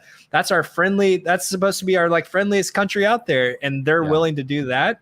That's freaking scary. And I think that the problem is it opened up a lot of people's eyes, but we have very short-term memories because now talk about that. And very few people even discuss this anymore or even think about that issue that we had. And it was just merely months ago, and it's already in the back of our minds, and we've moved on to something else. Yeah. 100%. The thing is like, for me, it's hard to think past, because there's just so much like control from our government within our infrastructure, even like, your internet, like your electricity, your, and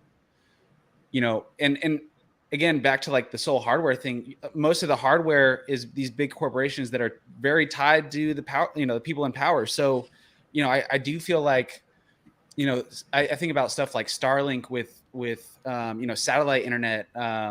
Still haven't gotten mine, by the way, Molly. Really? I love mine. Well, I don't even use it anymore. I give it to my parents. Oh, I can ask them. It's on its second lifespan already, and I'm still waiting on mine. Maybe you'll get like Gen 3 by the time you get yours. Anyway, sorry to interrupt. Goldk3y, go ahead. No, yeah. So it's just, it's I think we have a long road ahead, but I think, the ideas are strong. Like the idea of self-sovereignty and holding your money, actually holding your money, is like, we're going through an evolution. And I don't think it'll be overnight, but I do think over time, I just don't know if I don't know if there's going to be an inflection point where, it's like, okay, there's a large enough group of people that are being affected by the government taking their money, and they're willing to actually like, fight back, like really fight back, I think over these past couple of years, we've just seen government just towing the line and stepping over that line, right? And just seeing how far they can get away with stuff. And we've seen different governments do different things and see how much they can really essentially take back from the people, and like how far can you push people before they push back, right? And like Australia, I was having the conversation, I think in Rags' stream today or the other day. Essentially, Australia was a crazy testing grounds where like the government was literally telling people they could go outside X amount of days. Like, and I was talking to Rags about it in the comments, and it was just like, it was heartbreaking for me because we have our Australian community here, right? And they become so desensitized from it. I remember clear as day, one time I was tuning into their stream and they were talking about it so nonchalantly, like, yeah, the government restricts us to X amount of hours to go outside. And I'm just like, what? I was like, are you crazy? Like, I would be losing my mind. I'd be freaking out. I would be organizing like a rebellion or get the fuck out. You name it. Like it just was unacceptable. And it was just like, it was almost, and it's no offense to them, but it was just like almost just lackadaisical cattle just going to the slaughterhouse. I was like, fuck that shit. And like, I think it's good because our community is so world spread, and like people can see the different thought process and what's going on in the world. But like, when I was hearing what they were doing in Australia, I was like, that's crazy. I was like, they have internment camps. Essentially, when you land in an airplane that you have to go spend 2 weeks in, you have incentivized neighbors to rat you out to the government if you're breaking laws. Like, and I just saw a lot of them just making excuses. Well, like, oh, I live out in the country, it's not as big a deal. I was like, you guys are crazy. Like, your government is literally taking everything away from you, and you're oblivious to it. And it's not necessarily their fault. It's just like that frog in the boiling water analogy. It's like you don't realize it until it's too late and everything's gone. Your guns are gone, your freedoms are gone, and you're like, oh shit, like I guess I don't have any. And you see people literally in the streets fighting fist to fist, and that's all they can do at that certain point, because they push the human being to their breaking point. Just like, you can't go outside. It's like, what the fuck do you mean I can't go outside? Well, this kind of scary part for me that I think about a lot is, the kids that are growing up in this type of environment where, I mean, at least in the US, like it was weird. There was a lot of people that were just like so in full support of the government, like telling them what to do and enforcing what the government is saying to other people very strongly, like cutting ties even with family members and friends. And so then there's these kids that are growing up in that environment and seeing, how the government is viewed by their, the people in their lives. And, the reality is a lot of those kids are going to adopt that, and they're going to think like, the government should control what I do. And so there is kind of like over time, this loss of like understanding of what freedom means and how it feels and why it's important and why you want it, right? Like not not wanting to be controlled and not being told what to do. Yes, I feel like, you know, coming from a life where I've enjoyed freedoms, we never had any kind of experience like this growing up. I mean, we had like kind of the opposite. Like with 9/11, it was like, you know, like banding together. Like it was like the craziest, you know, USA type, you know, experience. And to think like, well, this is their kind of 9/11. This is like the most traumatic thing. And they're going to like come away with it with a certain perspective that'll kind of determine how they feel. I think the education system is just broken, and I really got a good glimpse of that when I was before I got out of the Navy. My shore duty was a Navy recruiter, so my job was to go in. Essentially, my demographic was to focus in on high schoolers and, you know, offer them the Navy as an option. And just going in there, like I've seen how much the school systems have changed, and it's funny going back decades later into the education system and having a perspective on it as a grown adult who's done a lot in a very short period of time, thanks to like what I've done in the Navy and other sectors. And it's weird because our education system has just become, I've noticed it's just become very politicized. There's a lot of stuff that just never gets taught. Like finances have to be taught in the education system, and they're just not at all. And our society is just so, it seems so based into just creating these workers and stuff. No one knows how to manage money. No one knows how to leverage their credit, their debt, any of this stuff. And they're just oblivious to it. And it's wild. I'll go in there and I talk to these kids, and they've been like, everyone gets a participation medal. Everyone is worried about everyone's feelings. There is no more strife. There is no people having to go through hard times. There's nothing that makes you and builds you up as a better person, because all the obstacles get removed for you now. Like it's such a soft pipeline. And yes, no one likes getting bullied in school, and it sucks, and people have issues going through it. But like overcoming those adversities, whether it be just something as simple as maybe standing up to a bully one day, you get your ass kicked, but at least you tried, or going into sports and like, hey, you didn't win and you got whatever ribbon you deserved, and not everyone just got a trophy because like, good job, everyone. You tried. No, like there's winners and losers, and you have to compete to get better. And it makes you a better human being, whether that be physically, mentally, but everyone should be striving to be better. And I can see the loss of that. And it's just this mindless kind of worker bee, again, drone society we've built in the education system. Go to high school, go to college, get your piece of paper. This will guarantee you X amount of dollars. You'll be happy. Bro, it is not true. And I told kids like this, like I did nuclear engineering in the Navy, and I told a lot of these kids, I was like, who in here is interested in going to engineering? And people raise their hands. So I'm like, okay, let's say you went in for a job interview for nuclear engineering. I would crush you. I would take your job from you every time. I don't care if you went to Harvard, Yale, Penn State, whatever the best engineering school is in the country. I will crush you because I was a chief machinery operator with like 6 years of experience of running a nuclear power plant with 8 people underneath me, going through casualties every day, knowing procedures by memory. Like I will go and steal that job from you every time. Your college education, your piece of paper doesn't mean shit. People want to see what you can do, what you can build, what have you done. They don't care what piece of paper you bought, essentially, and have gone hundreds of thousands of dollars in debt. And these kids are oblivious to it because they've been so sheltered in this new education system. They don't understand life is hard, and it's not all these like flowers and rainbows they go through. Everyone protects them, and then they come out in the real world expecting all these handouts and everything to be done for them, and they get crushed, and then they become bitter, and they don't offer anything to society anymore because they're broken. Here's the good news. Here's the good news. So personally, I mean, okay, so for some people, like school is everything, you know, becoming a doctor, doing that. Then you have that group of people, which I was in, of like just doing it because you're supposed to, you're going to get a degree, yada, yada. And when I look back on it, like, you know, I came away, like I studied finance. I came away, like it did somewhat formulate how I think about things.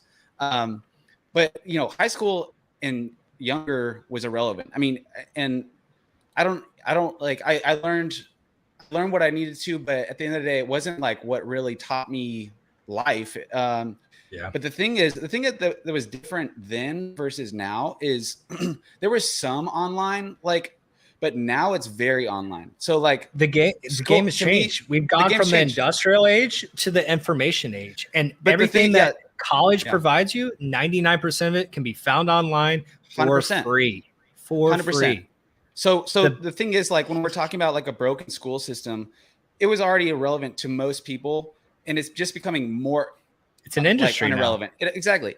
And so, you know, the good news is, though, when you think about like kids going to school, what do they care about right now?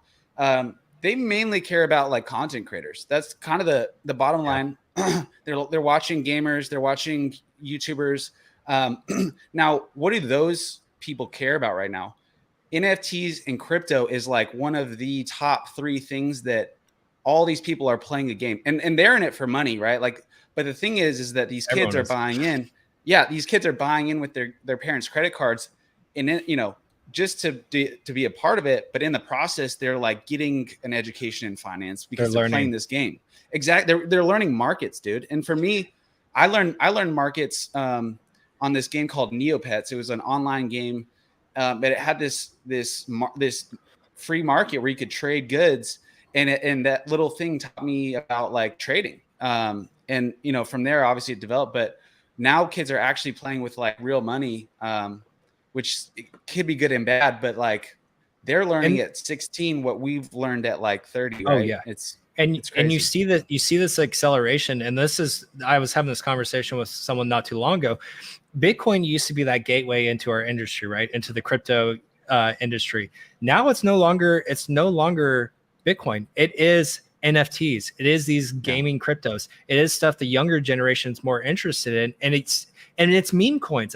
As much as we mock them and what they are, meme coins, NFTs. That's what gets the younger generation is. And yes, it usually comes with hefty penalties of they're going to learn, they're going to lose a lot of money, but it gets them into the industry. And like you said, gets it hands-on. They learn like, oh, ouch, this hurts. Okay, I need to learn to do something different than what I just did.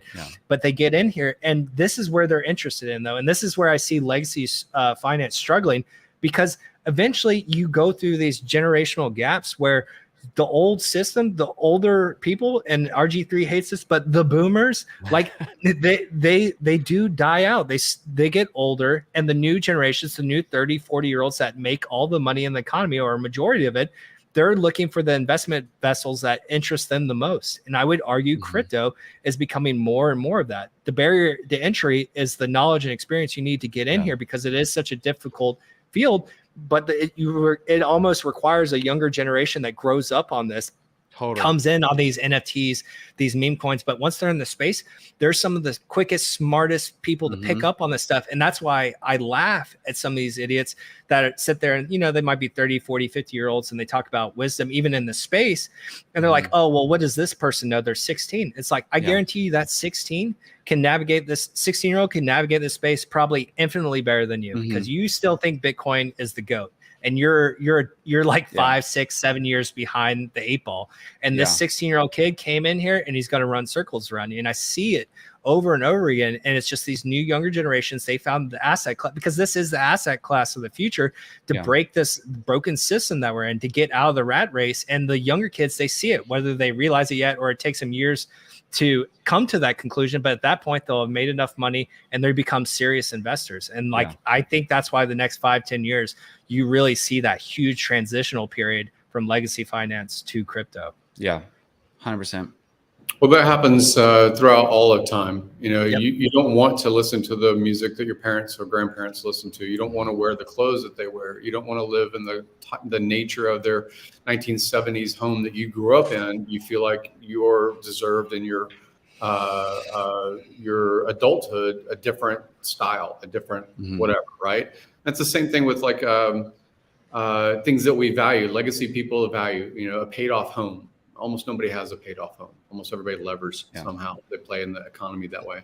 Or, you know, collectibles. Like I said before, I used to collect late 50s, early 60s cars. And there is profitability based on... It's a bell curve. Right? It's a curve. Yep. Pokemon cards. Motley can speak to these types of things too. These things that have a callback to your nostalgia, to your youth, to the time that you couldn't afford the thing that other people had. That's where you see the rise in value. And it's the same thing with app companies that put something on your phone that makes you look, you know, face app or something like that kinds of stuff, right? These things matter because our societies are always recalibrating what they're valuing, what the purchasing power is put to, right? You want Mm-hmm. $1,000 cell phone? Ask any 70-year-old if they would ever spend $1,000 on a cell phone. They would never spend anything remotely close to that, right? Yeah. They're like, this works fine. The flip phone that I just push with the oversized numbers, that's all I need, right? Mm-hmm. So it's value. It's what do you value? A lot of them don't have a social media platform of any sort, right? They're not going to have a Snapchat or an Instagram account or something, right? Because they don't value it in that way. And it's the same thing with everything that we speculate on. There's no real destruction of money or value. There's just transfer, in my opinion. It just converts. Yeah. It's interesting too. I'm trying to think back on like my experience around, 16 to 18.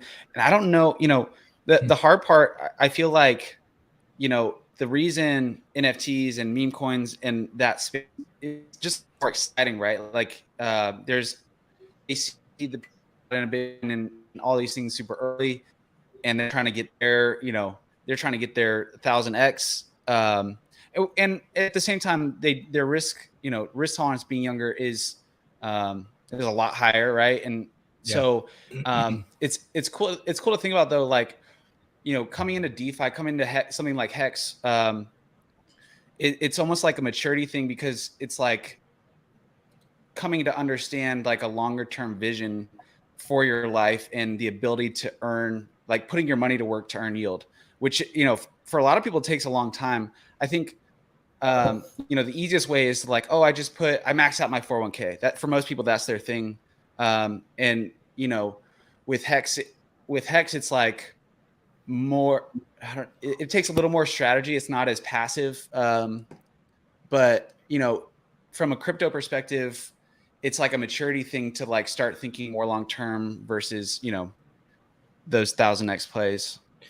Yeah. I catch myself doing it, right? Like it's funny, as I've gotten older, I'll catch myself in some like lines of thought, and I'm just like, oh my God, I sound like, like your dad, or you think back to the time where you're like, oh, I'll never do that, or I'll never be that person. Right. And then you see that transition, and it's just your mind has changed over the years. It takes a certain amount of years for us to develop, and life experiences and situations that we go through to kind of develop who you are as a person and your belief system. And I mean, I am forever grateful for going to college for the years that I did. And the funniest thing is the value I got from college had nothing to do with the education that I paid for, the debt I racked up. It was literally going to the gym and running into my mentor, who was a business professor at the campus, who had a massive real estate portfolio, and just him taking me under his wing because I was eager to learn. And like, he provided me the right information, the right books to read, the right tools, and show me what he did. Essentially, he didn't have to take that time. His time was very valuable. He was very successful at that point. He didn't have to do that, but he took the time because I was eager to learn, and it changed my life.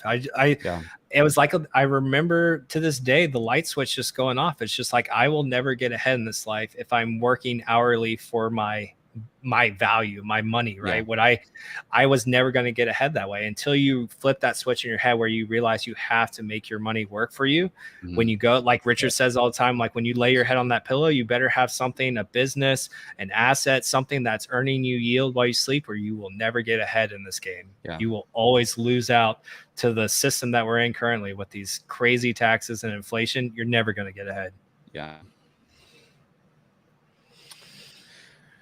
Well put.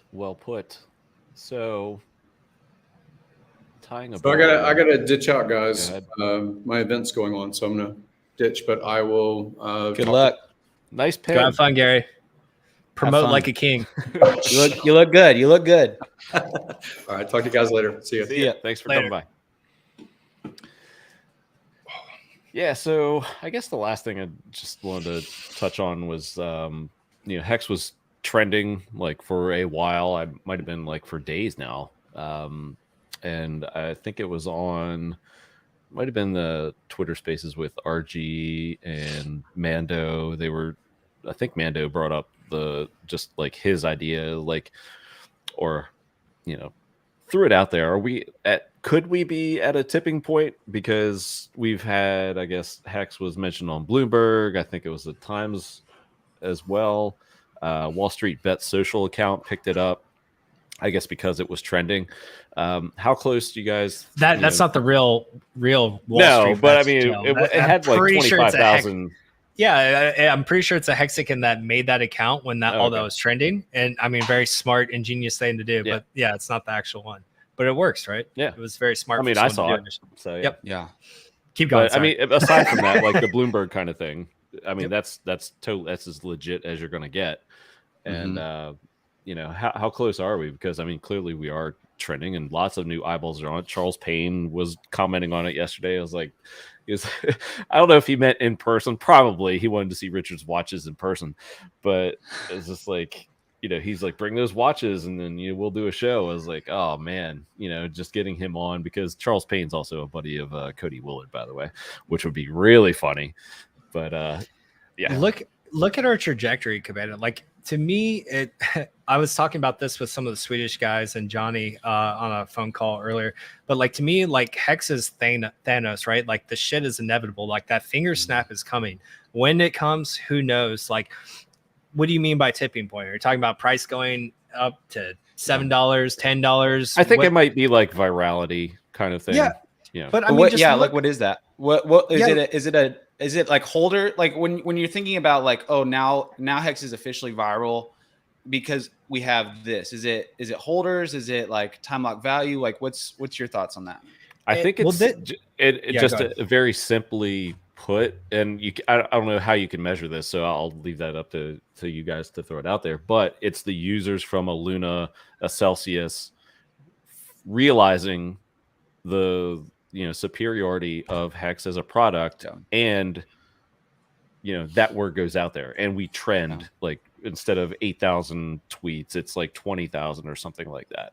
And I don't know what actual metrics look like on that, but I can see, we got 97,000 stakers on Apex, .win/charts. Great site. We're gonna break 100 soon, and it goes up every day. So it's like, when does that chart go, take that upward trajectory? Maybe that's the moment. I mean, it's done that a couple times, based upon cycles and whatnot. But I mean, when does it really do that? Is it the highest of stakes documentary? I happen to think it's going to be like the PulseChain launch. It's going to be huge with that, but I don't know. I'll throw it out there. The metrics are, I don't know. I think it's a waste of effort to even like try to contemplate it. Again, I just think doing what we're doing now is the right path as far as building, marketing, messaging, onboarding. We have the superior product. We're going through one of the worst macro events that we've ever seen, at least since 2008. Like, we are going to go down with everything else. We've already discussed that. It is what it is. We're not the Superman of crypto. We're not immune to the markets like anything else. Yep. But it doesn't matter, because ultimately people they're going to realize one way or the other, whether that causes like stuff like UST, Luna, Celsius, whatever the hell Doug Polk promoted that got froze everyone's funds. Like, they are going to eventually have to realize, and like Richard says, bend the knee, kiss the ring. Like, you have to get your hands out of this stuff, because you see every time history just continuously repeats itself, these people just absolutely getting wrecked, lending their crypto out. We have the product, one of the few products that exists that is true DeFi, that enables you to earn yield, getting rid of this bullshit risk in the space. Like, this will change the game. And there's a reason why we have to fight so hard and so much for so many years. And like, we'll barely get a teeny badge of respect come next bull cycle. And it's just like, that'll be the final stripe on our collar, where we just like, okay, we survived our bear cycle. We came back harder than everything else again. And you just had no room to talk. We save all you wreck plebs that go and lend all your coins out to third party, lose everything.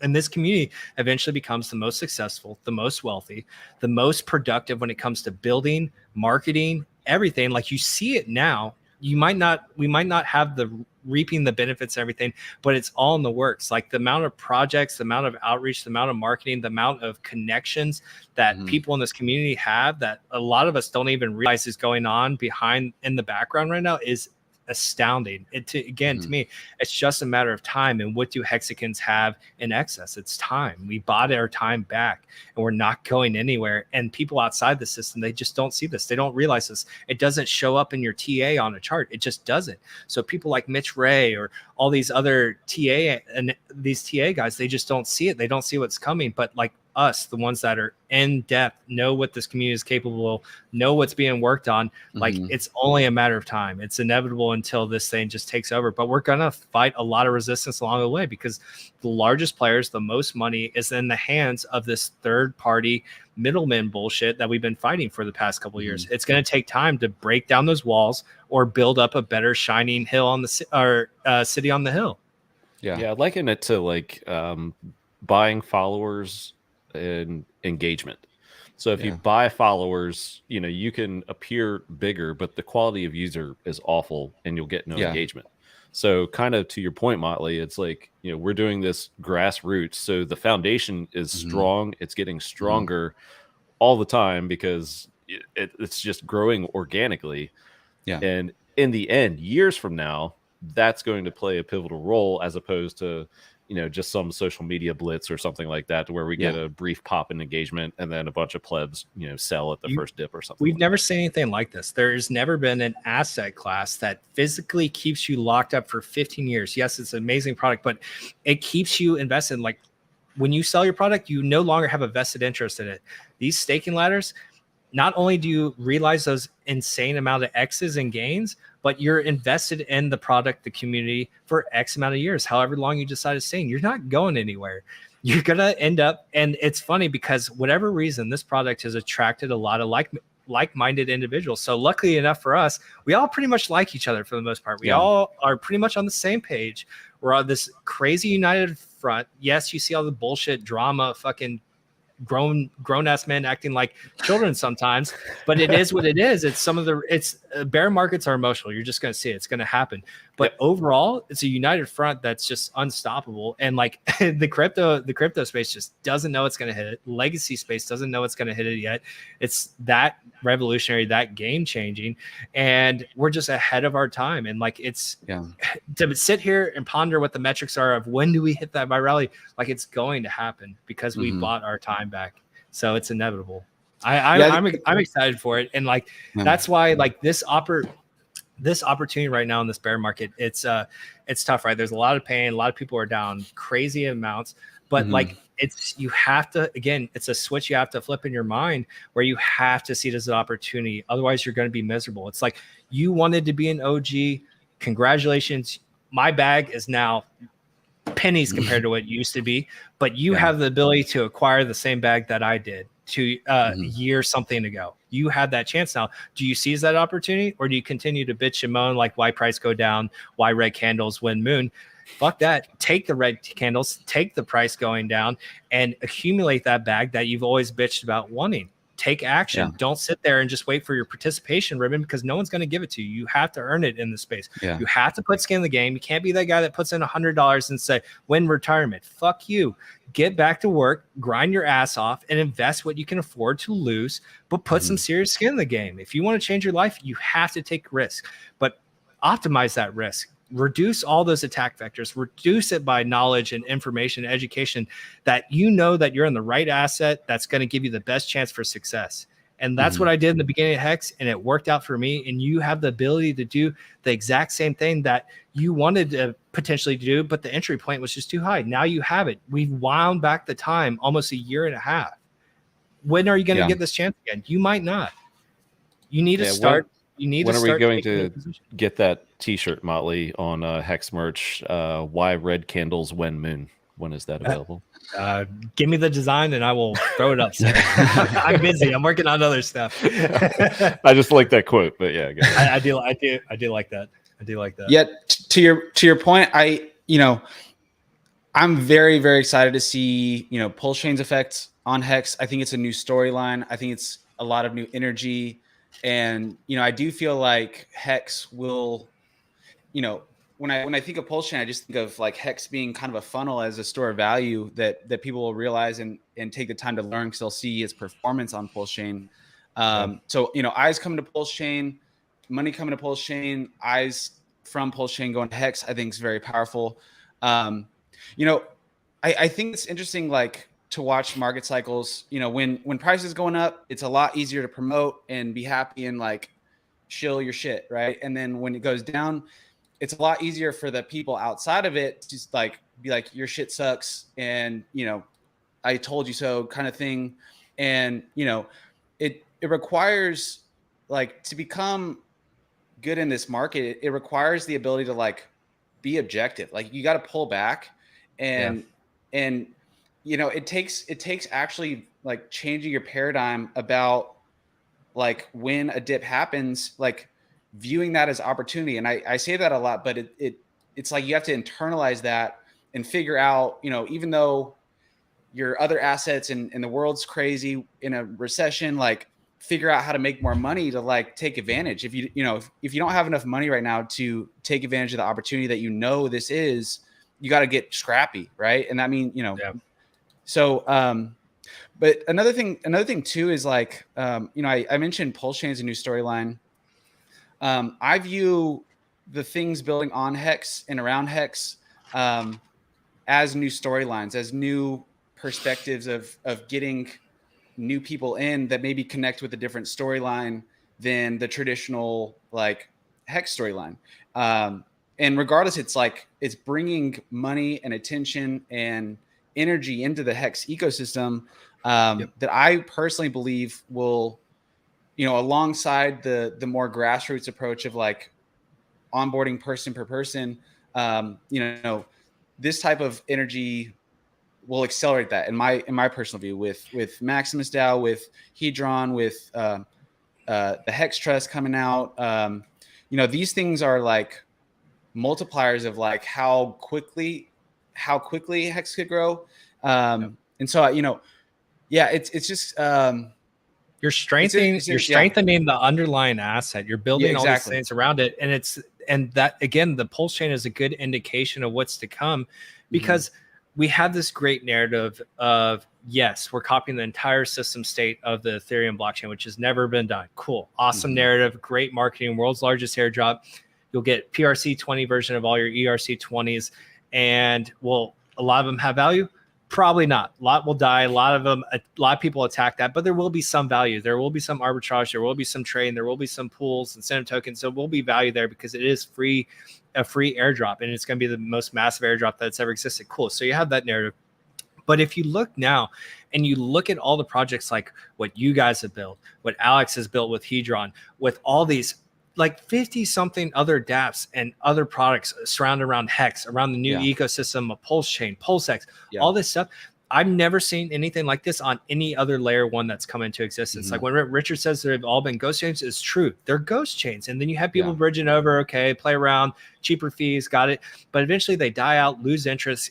People shut off the chain, all this nonsense. And so, you have the cool airdrop, everything gets copied narrative with PulseChain. But look at what, again, it's just indicative of what the community is capable about. And they're not going to sit on their hands and wait. They're just going to freaking build it. Liquid loans, Hedron, you guys with Maximus, Base, Team, everything, all these new projects coming out. It's the community coming out of pocket, doing it themselves, taking the time, marketing, bringing new ecosystems. Gerardo and Mentor were just out at some NFT convention, I believe, in New York, spreading the word. And evidently that like no one there had heard of PulseChain yet. And we're like missing a whole huge aspect of the market of NFTs. And no one knows that, like, hey guys, like your NFTs, your super rare NFTs, they will be on PulseChain. Now, will they support your JPEG on PulseChain? Maybe not, but maybe you should bring that up to them. Maybe you want to go trade it for fractions of a cent. Maybe you want 2 instead of 1.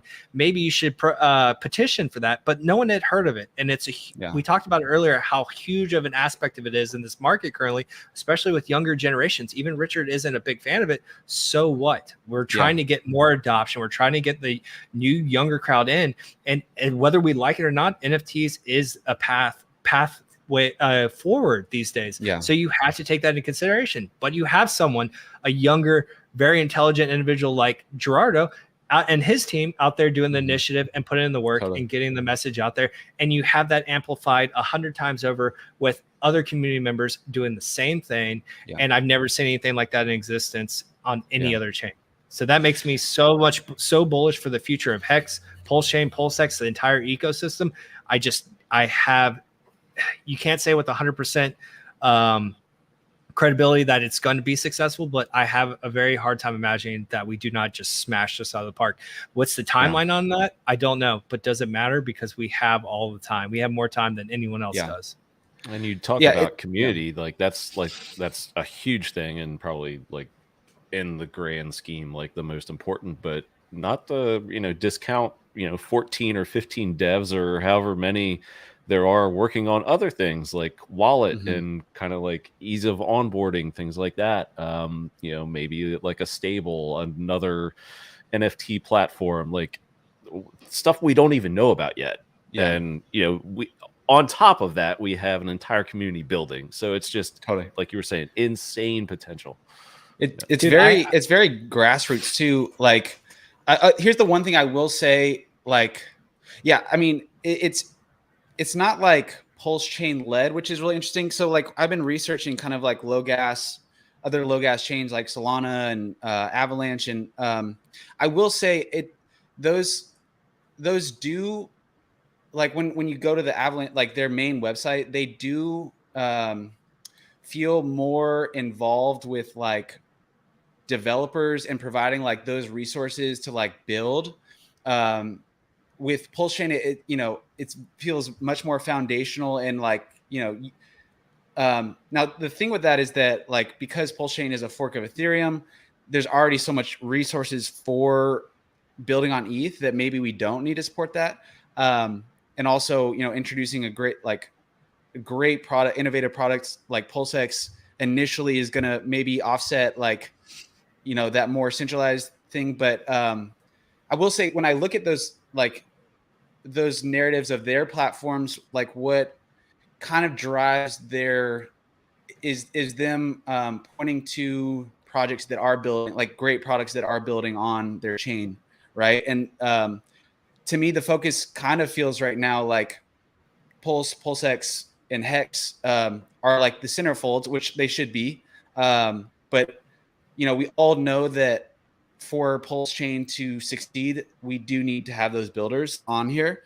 But back to like the original point, we have that, and it's very grassroots, and it's people taking initiative without being handheld by PulseChain itself. So that's just what I've been thinking about. But it's decentralized, bro. It comes from the community itself. It's wild. The innovation and people taking initiative is completely decentralized. Like where else, like everything else in the space is a promise. And like, yes, some will fail. Some probably won't live up to deliver, but at least people are taking those initial steps to go out there and try and to do it, whether it's paying devs or they can code themselves, or if they're great marketers, or if they're designers and artists, like you name it. Like I've never seen a community that can fill every facet that's needed to make something a success, and they do it on their own. And again, it's because everyone's incentives align. Yes, we want our bags to pump. It's all about price and getting rich and everything, but everyone's incentives are aligned. And I've never seen. And once you fill everyone's cup and your cup overfloweth, then you can fill the next person next to you. It's the same way when the airplane and you have to put on your mask first. You have to help yourself. You have to put yourself in a situation where you can help others. And like HEX enabled that for a lot of the original people that got in. And now you're going to see that amplified with PulseChain. You see all the gatekeeping, everything we face in this space.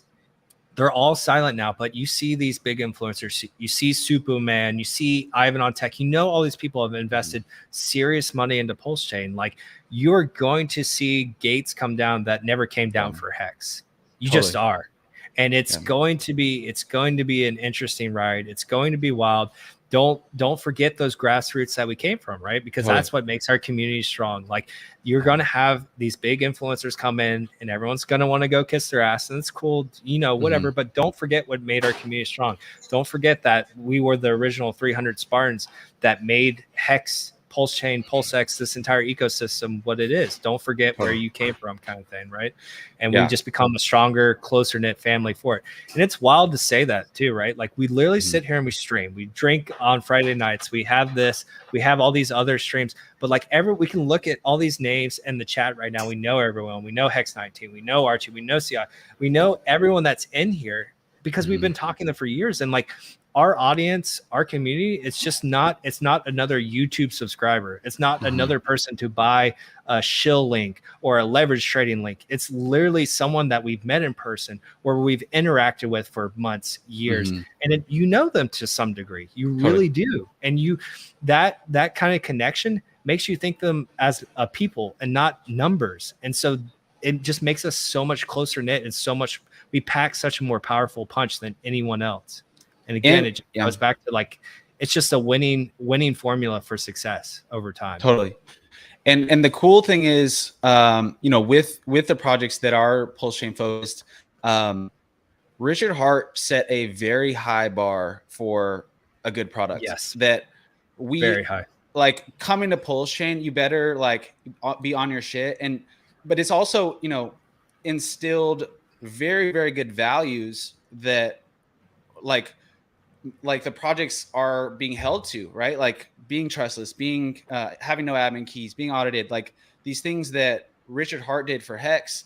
That it's kind of an expectation for new projects to meet that standard, and it's like that is a very good thing, because one, the people going to PulseChain, the initial users, for the most part, learn from Richard Hart, and they're able to decipher, make good decisions for what they want to invest in. And if those boxes aren't met for, what they know to be good, then they don't invest. And hopefully that builds like a very solid foundation of where PulseChain goes. And it's not going to launch with just like complete shit and, like the Wild Wild West.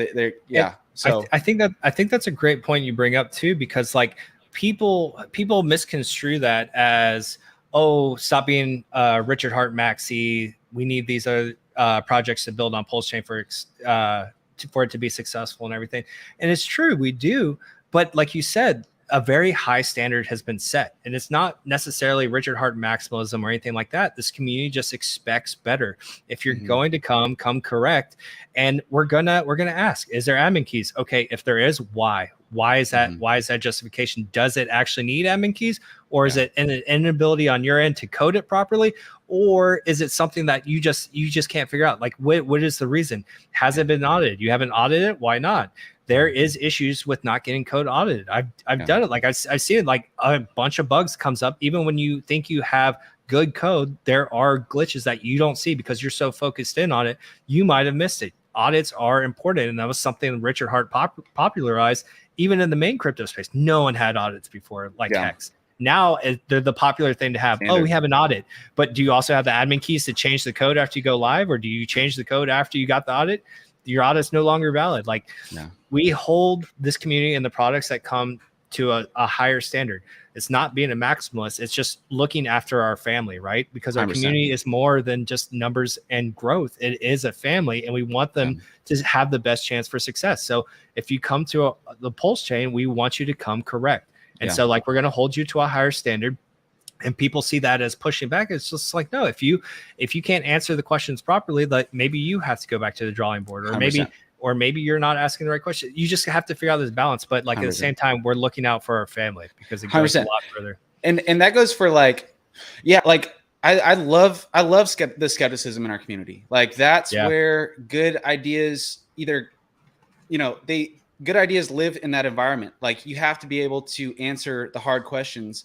And it is, I've always wanted to bring back like, stoic or not stoic, Socratic discussions where you're not, it's hard in crypto because people are financially invested in the things that they're talking about. So very hard to like remove their emotions and just talk about the idea without like going crazy.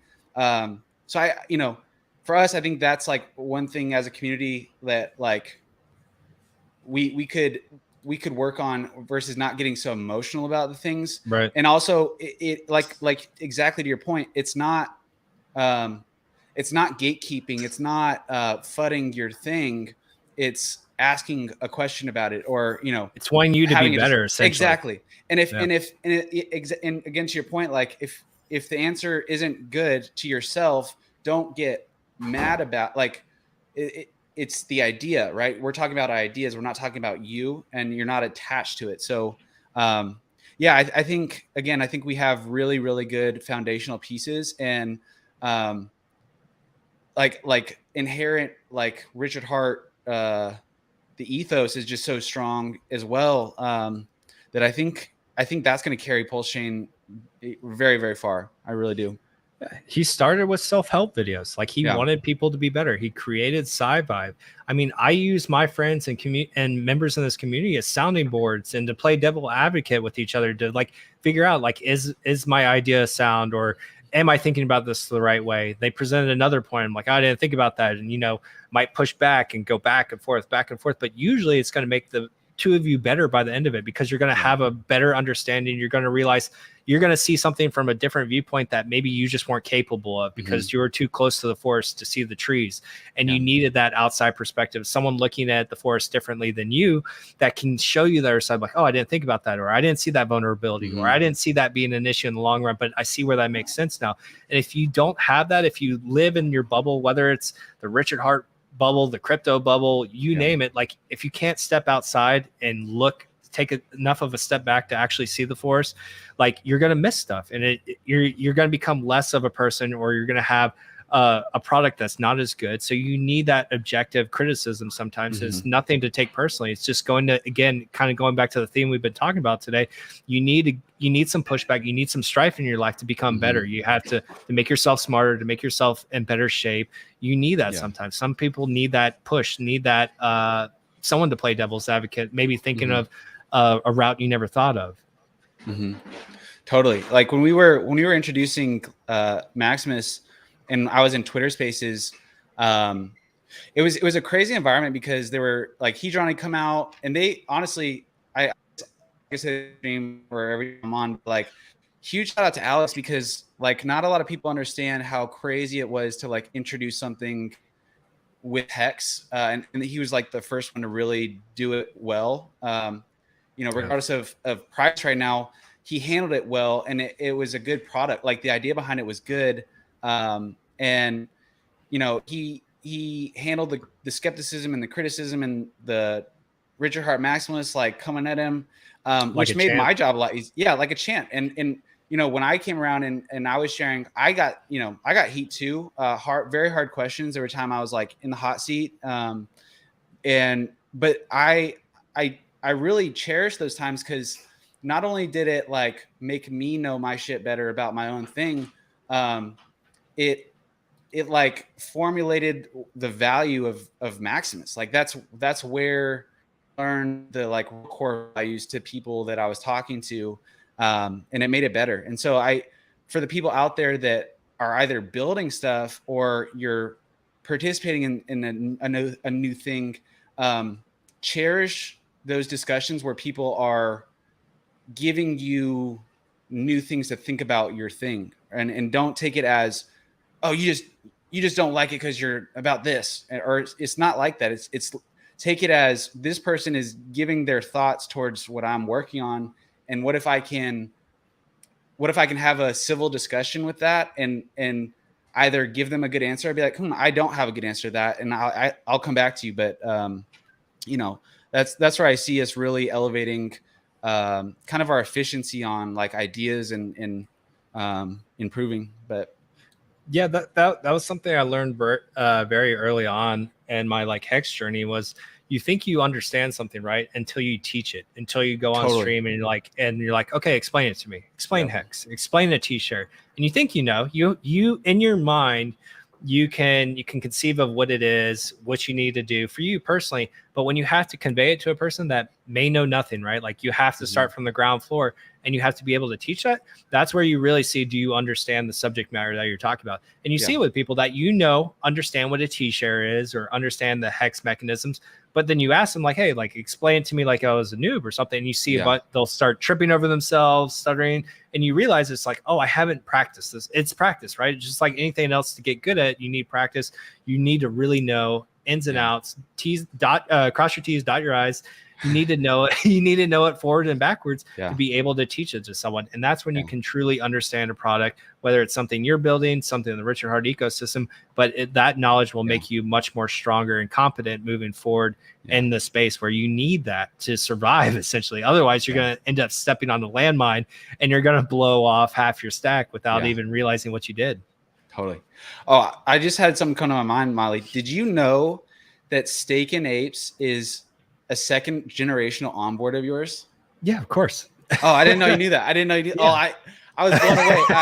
I was talking to him after a stream the other night, and he was like, "Yeah." I was like, "How'd you learn about HEX?" He's like, "Well, Molly told my friend about it, and then he told me." So I think that's, dude. I've got like fourth, fifth generations of onboards. I freaking love it.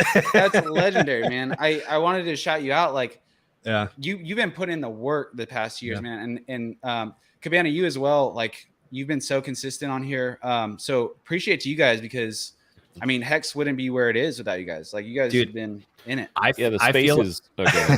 I was gonna say the spaces. RG and Mando were doing the other night. They were, talking about like I guess like first 6 months, like the coffees, the hexos, and RG recalled, me being, I think, on his show and then later starting a stream, and that was like the basis of it. Johnny Chaos was there. I remember like one of my first streams ever was Johnny Chaos and RG, just us three talking about HEX, and my first one was Crypto Coffee. Shout out, good to hang with you, Coffee, in Chicago. And that's just wild to think about. And now like we're here, and it's so cool to see so many of those names still here. Like years later. So sorry, Molly. Go. Yeah, I was just gonna say, I feel like a proud papa, like with like Steak and Apes, right? Because like it's an onboard of my onboard, and he's over there, like he's doing this, no pun intended, but like guerrilla marketing in the NFT community, and just again going after a market that a lot of Hexicans are just not pursuing. And he's created an entire community, and he's spreading awareness about PulseChain. He's building products and stuff to gain adoption for the PulseChain.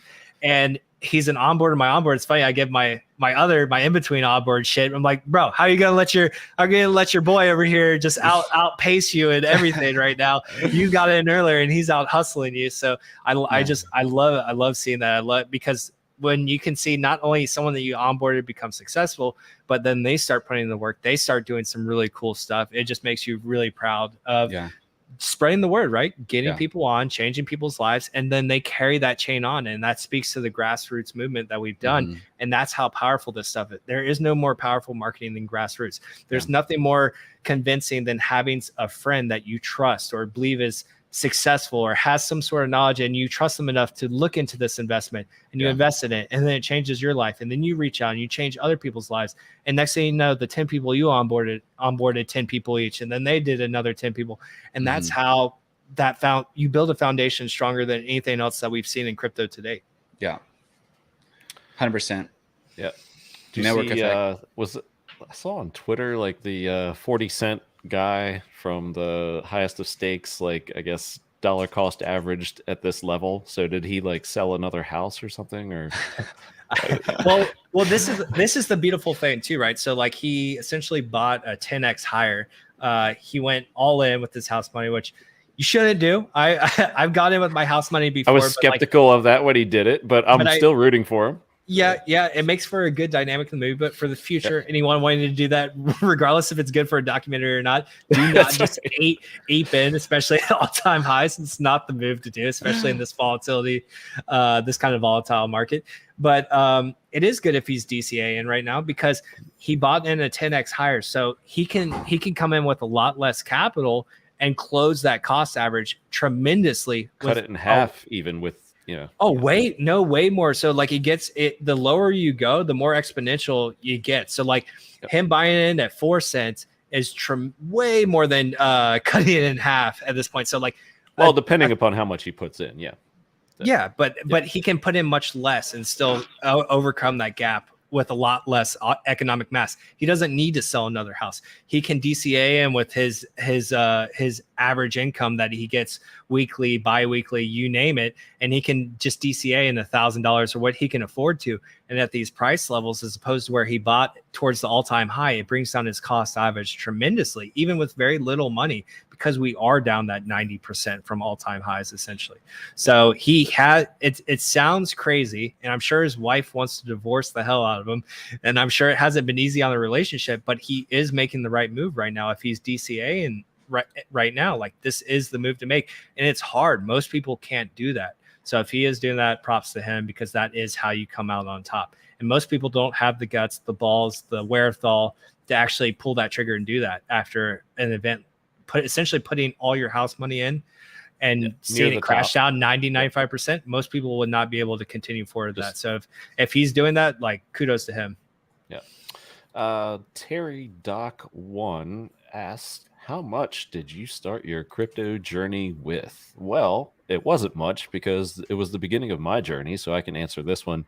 And my journey started with Litecoin, and I think it was like a modest 4 figures, like low 4 figures, few thousand, and did really well with it. Like, caught a double and got me hooked, and then I proceeded to buy some other stuff that didn't perform as well, but learned. And that was like right at, I guess, the end of the first, well, the 2 Bitcoin 2016, 17. Yeah, 17. And then eventually, as I wanted to learn more about crypto, so I studied it. I did not ape in at all. I kind of just like kept grinding, kept hoarding fiat for the bear. And then when that bear came, I was ready, and then I put in, I'd say, a lot more. How about you, Motley? What was your first crypto experience? So I don't really remember what I bought first. It was probably somewhere like Bitcoin and Ethereum, probably Bitcoin. But where I really started going into crypto was when, I think it was kind of similar to you. Like, a lot of people started making some serious money on Litecoin. It had some crazy pumps.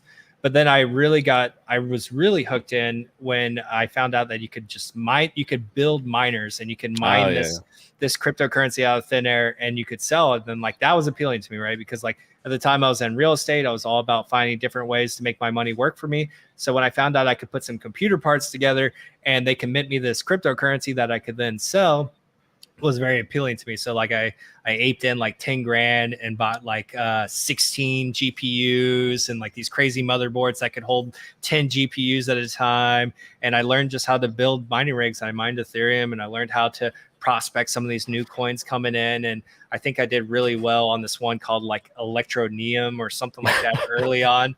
I caught a crazy pump on that. And then I also used my mining rigs and the equipment that I was getting and building as an indication of like, it was giving me an indicator, a leading indicator of the market starting to go down. And I didn't really realize what I was seeing at the time. I was just like, oh man, I can get these components I couldn't even find earlier. And they're coming in and they're at retail prices where people were paying 2 to 3x on top of these graphic cards. I was like, oh shit, this thing's going down.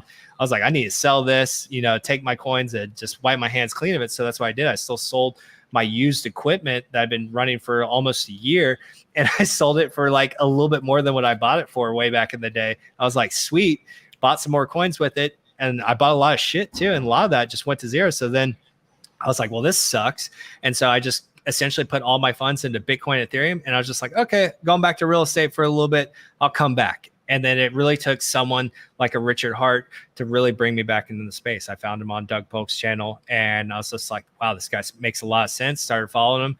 And then as HEX kind of evolved from Bitcoin HEX to HEX and learning about what the project was, it's like, oh, this has potential to be massive. Like it checked all the boxes. And I was just like, yep, going all in here. Yeah. And never look back. Goldk3y, we're wrapping up here with this final question. How much did you start your crypto journey with, or what did you start it with? What crypto? Yeah, man, my journey with crypto, I mean, nowhere near that story was awesome, Motley. Like You're battle tested, my dude. That's awesome. When you invest 10,000 into like computer equipment and trying to troubleshoot how to like do all this stuff that you've never done in computers or crypto, wild, man. I can't tell you how many hours and like sleepless night I was in like forums. I was like, please, somebody help me. I found a guy in the UK that like I became really good friends with that really helped me a lot, because I was just like, I got to make this shit work. I invested too much money in not to get this shit up. And like, so like he would stay up countless hours helping me troubleshoot. It was an interesting journey, but it shows you how motivated you can be when you when you really go all in, you put some skin in the game, you're going to make it work. That's awesome, man. Yeah. So my crypto journey started around the ICO craze.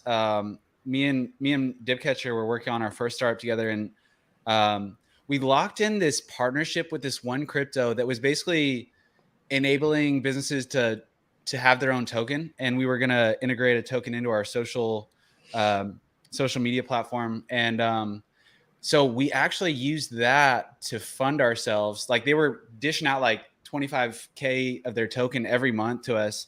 So we took that and you know, Dipcatcher was able to like manage our funds and fund our business with that, which was awesome. Around that time, I was actually, even though we were like trying to integrate this, I was actually very anti-crypto. Me and Brian would have these very drawn out, like passionate debates about, he was like a Bitcoin maxi at the time, and thought that like we were just going to switch to Bitcoin and it like was going to be all good. So I was actually very anti-crypto. And then honestly, around the start of HEX, Brian convinced me to like throw in a couple thousand. And, you know, once I was invested there, I started to kind of like really dive into the space. And I don't know, I got very lucky to like not go through a tragic, you know, a crazy experience of getting wrecked before. Luckily, I found like the best asset first. So lucky there. I have made some, you know, playing around, not getting wrecked, but just like playing around with meme coins a little bit. And every time it's just a bad experience. So, you know, and then, just been working with Brian and I mean, he's so smart, man. Like, I'm always learning from him. And so now we're starting to build, which has been really, really fun. Dude, it's all about who you surround yourself with. Totally. Your friends, your closest five associate with, like, that just makes you a better person. And I can tell you, like, the people I surround myself with now are very different than just a few years ago. And I'm 1,000 times better off for it. And like I said, like, I've created this second family from people in this community, and I've just become a very different person than what I was even a couple years ago. And I love every second of it. There's really smart people in our community, man. Like that, like, holy shit. And I feel like I'm drooling on myself half the time compared to some of these people. Like, my God. Yeah, it's like, you know, I love my position because I know I'm not the smartest, and so I am just always learning from everybody, and you know, even outside of crypto, they're like, I think it's underestimated how much power the HEX can hold in just like life and business. You know, people, I think there was a lot of people that were successful before HEX, and through HEX they've just become even more successful. And so you know, those are the people you want to learn from and do what they do, you know?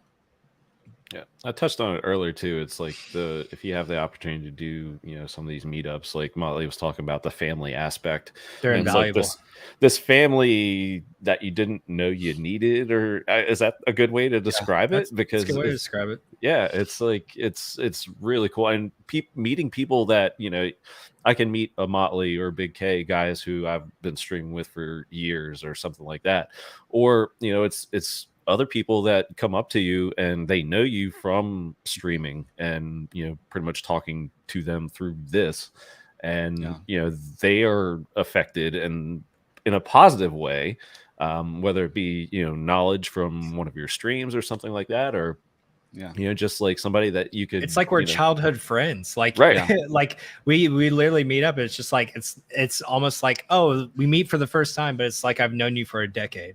but it's just it's just like crypto, where they say it's like like 1 year in crypto could be like a decade in like traditional finance. It's like the same thing with these relationships. I don't know what it is, but this community is like amplified relationships to the nth degree that crypto has, because like the people I've met over the past couple of years, I felt like I've known my entire life, and I'm closer to them than a lot of childhood friends that I've had, and it absolutely blows my mind to this day. Yeah. Yes, the Vesticans Valley brand. Another one I finally met in person. We got to hang out a couple nights there, so that's awesome. Shout out to him. That was so cool meeting him. What events are you guys going to coming up? Well, Motley, are you coming fishing? So I'm a little island locked right now. I started my Act 60 process this year, and I got here like I think in April. So I didn't leave myself much time to play with. I have like one trip I'm going to Asia for a month, and then I have like a couple of weeks blocked out for holidays, and that's about all I can do. Where in Asia? Not sure about fishing. Going to Vietnam. Oh, nice. Yep. So, but next year, Motley Investor could go travel again, which I'm very excited about, because I love traveling, and like Cabana said, I've been to a lot of these events, and the social networking and the people you meet and the friends and relationships you make are invaluable. And like, so again, if you can, I highly recommend you go to them, because you'll come away with lifelong friends and amazing connections, and it's just as valuable as the product that we have with HEX, is meeting these amazing people. And like I said, like outside of like the Crypto Sparbuck guys, I've probably been to just about as many of these meetups as anyone else. Yeah. And I wouldn't trade it for anything. So this year I'm a little bit tight on my traveling, but next year I'm looking forward to it. I'll be able to plan everything out and pretty much go to whatever I want. So excited for next year, doing what I got to do as far as taxes go for this year. So Get a week away and come fishing, because I think where are you going fishing, Cabana? Here at the Mid-Atlantic, it's the White Marlin tournament. Yeah, White Marlin Deep Open. sea? What's that? You're going deep sea fishing?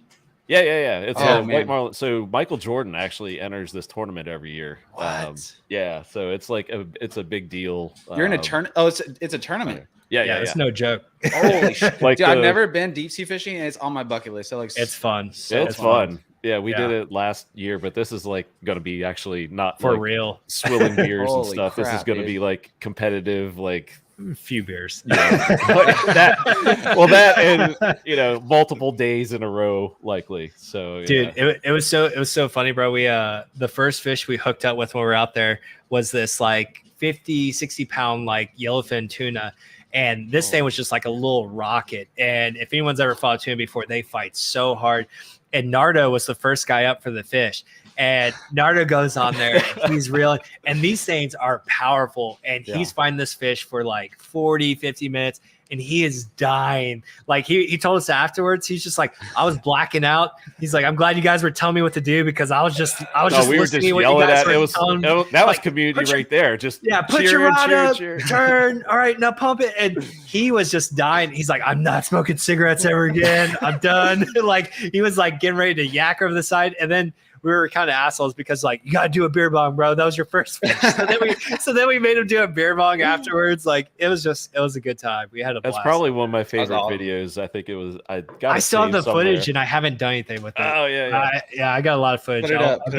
He does the beer bong. I gotta find it and post it, or I have it. Bring it up one show. He does the beer bong, and then we're yelling at him. He says, "You can do it." And he's like, I don't drink. That's funny. It was fun. It was such a good time. Yeah, great time. But yep, deep sea fishing is an absolute blast. So yeah, well, get with Freddie on that, because I think we have to lock that in. Just FYI, off stream. But anyway, yeah, if Freddie can't find someone to replace me, I'll go. So it's like a week. You're doing a month. I think that cuts me down to like 6 day. Your window is like 6 day window where like, man, I hope I don't get a delayed flight, a storm, or I'm just like done on my taxes for the year. So like I'm trying to balance like having fun with responsibility. It's tough. Yeah. All right. Well, I think we're gonna close it out here. The ladies are doing top of the hour, so I think it's like. Cool.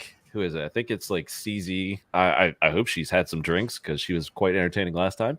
Yes, she is. Redbird, I think Black Hexagon is going to be on there. Expensive Taste. Maybe a Wild SJ, perhaps. She's here now. I don't see her on the list, but I hope she is. Hex Should. Siren, I see her in Twitter Spaces all the Hex time. Maybe she'll Siren. get on. Nerd Girl, Lindsay, who did I miss? Georgia Carrera. So that's at least on the list that I'm seeing. But yeah, ladies are going to do Discourse Syndicate in about 13 minutes.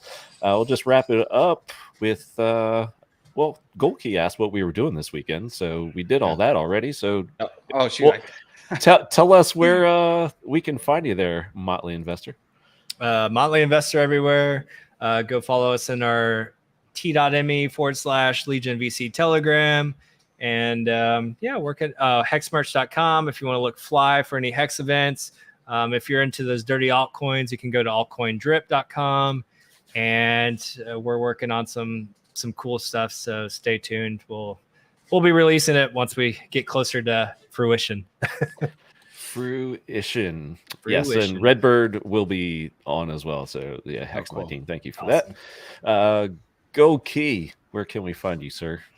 Yeah, guys, just follow us on Twitter, Maximus_DAO. Link in bio will have links to everything. I think I just added the Basin team white paper and light paper. And then we're only going to have one Telegram, which is t.me/MaximusDAO. So everything about Basin team and Maxi will be in there. But yeah, exciting stuff. July 32nd, everyone. July 32nd, if you missed it earlier in the stream. So there you go. Thanks for having me on. This has been a really, really fun conversation. Heck yeah, man. Thanks for coming on. I think it's, the first time it was just kind of like a brief kind of thing, but it was actually cool to sit and chat for a while this time. So as always, we went longer than I thought we would, but it was a great conversation. And that's what happens when that happens. So appreciate it. And appreciate all you guys in chat. Thank you very much for all the awesome comments, all the questions and everything. You guys keep it going. I am going to be remote for the next month or so, the background will change. But where are you going, sir? I'm going to go to sunny islands. No, actually one island, but yeah, Florida. So okay, all around. Come to Puerto Rico. I'm not that far away. I know. We talked about that. We need to discuss some other things dates too. Okay. Yes. Okay. But you got an extra room, Motley? Yeah, I do actually. You do? So that's what I'm saying. Ooh. Yeah. So any Hexicans, you're cool, I know you, just hit me up. we have disclaimer. If you're a complete We're rando, all going to Motley. Yeah. If you're a complete rando, we might have to talk first. But if I know you, definitely hit me up. We have an extra room, and we pretty much have Hexicans coming by throughout the year. So just let me know, and we'll try to pencil you in for some dates. But we got a free room in Puerto Rico if you want to visit. We should do like a Puerto Rico meetup. Is that in the plans for like just Hex? Yeah, like a Hex Puerto Rico retreat. I mean, we should be. I mean, there's a bunch of Hexicans out here. Like we meet up all the time. Like we go out to dinner, we go have a good time. We go kayaking. Like there's a ton of Hexicans out here. So. And then we could have a Hex parade where we just walk through the streets with Hex flags and like yell and shit. It'd be loud and obnoxious. Perfect. Make them really like Hex. Yeah. Hopefully. All right, gents. Well, that'll about wrap it up for tonight. Thanks again to Motley Investor, Funding Jim, Goldk3y, Big K tried to get here. Tried. He'll be back next week. He tried valiantly. It was, probably about a good 10. Wait, what was special about his shirt? What's that? What was special about his? You said he was like wearing some like interesting shirt or whatever. Oh, I just thought it was a cool jersey. It was like a Yankee. Oh, it was his jersey with his name on it, okay, and I think it had like PulseChain on it. And he wore this like Chicago Cubs hat, but it had in the C, it had like a PulseX, and I don't think they allowed that on the field. Yeah. So we might have discussed that last week, but that was really fun. He tried, so I mean, good for him. He we discussed this in the weeks leading up to it. He had backup plans in place, so he just downgraded where he needed Ask to. for forgiveness later. Yeah, exactly. But go for it, and then walk it back a little Yep. bit. So yeah. Yep. All right, gents and chat. Thank you all, and we'll see you sometime next week. Stay tuned to the Twitter's, social medias. I'll put up the date and time up there. Maybe Thursdays for the next month, if that works for you, Motley. If not, we can still do Friday. So I'm pretty open schedule. just let me know. Will do. All right. Thanks, everybody. We will see you next week. Cheers.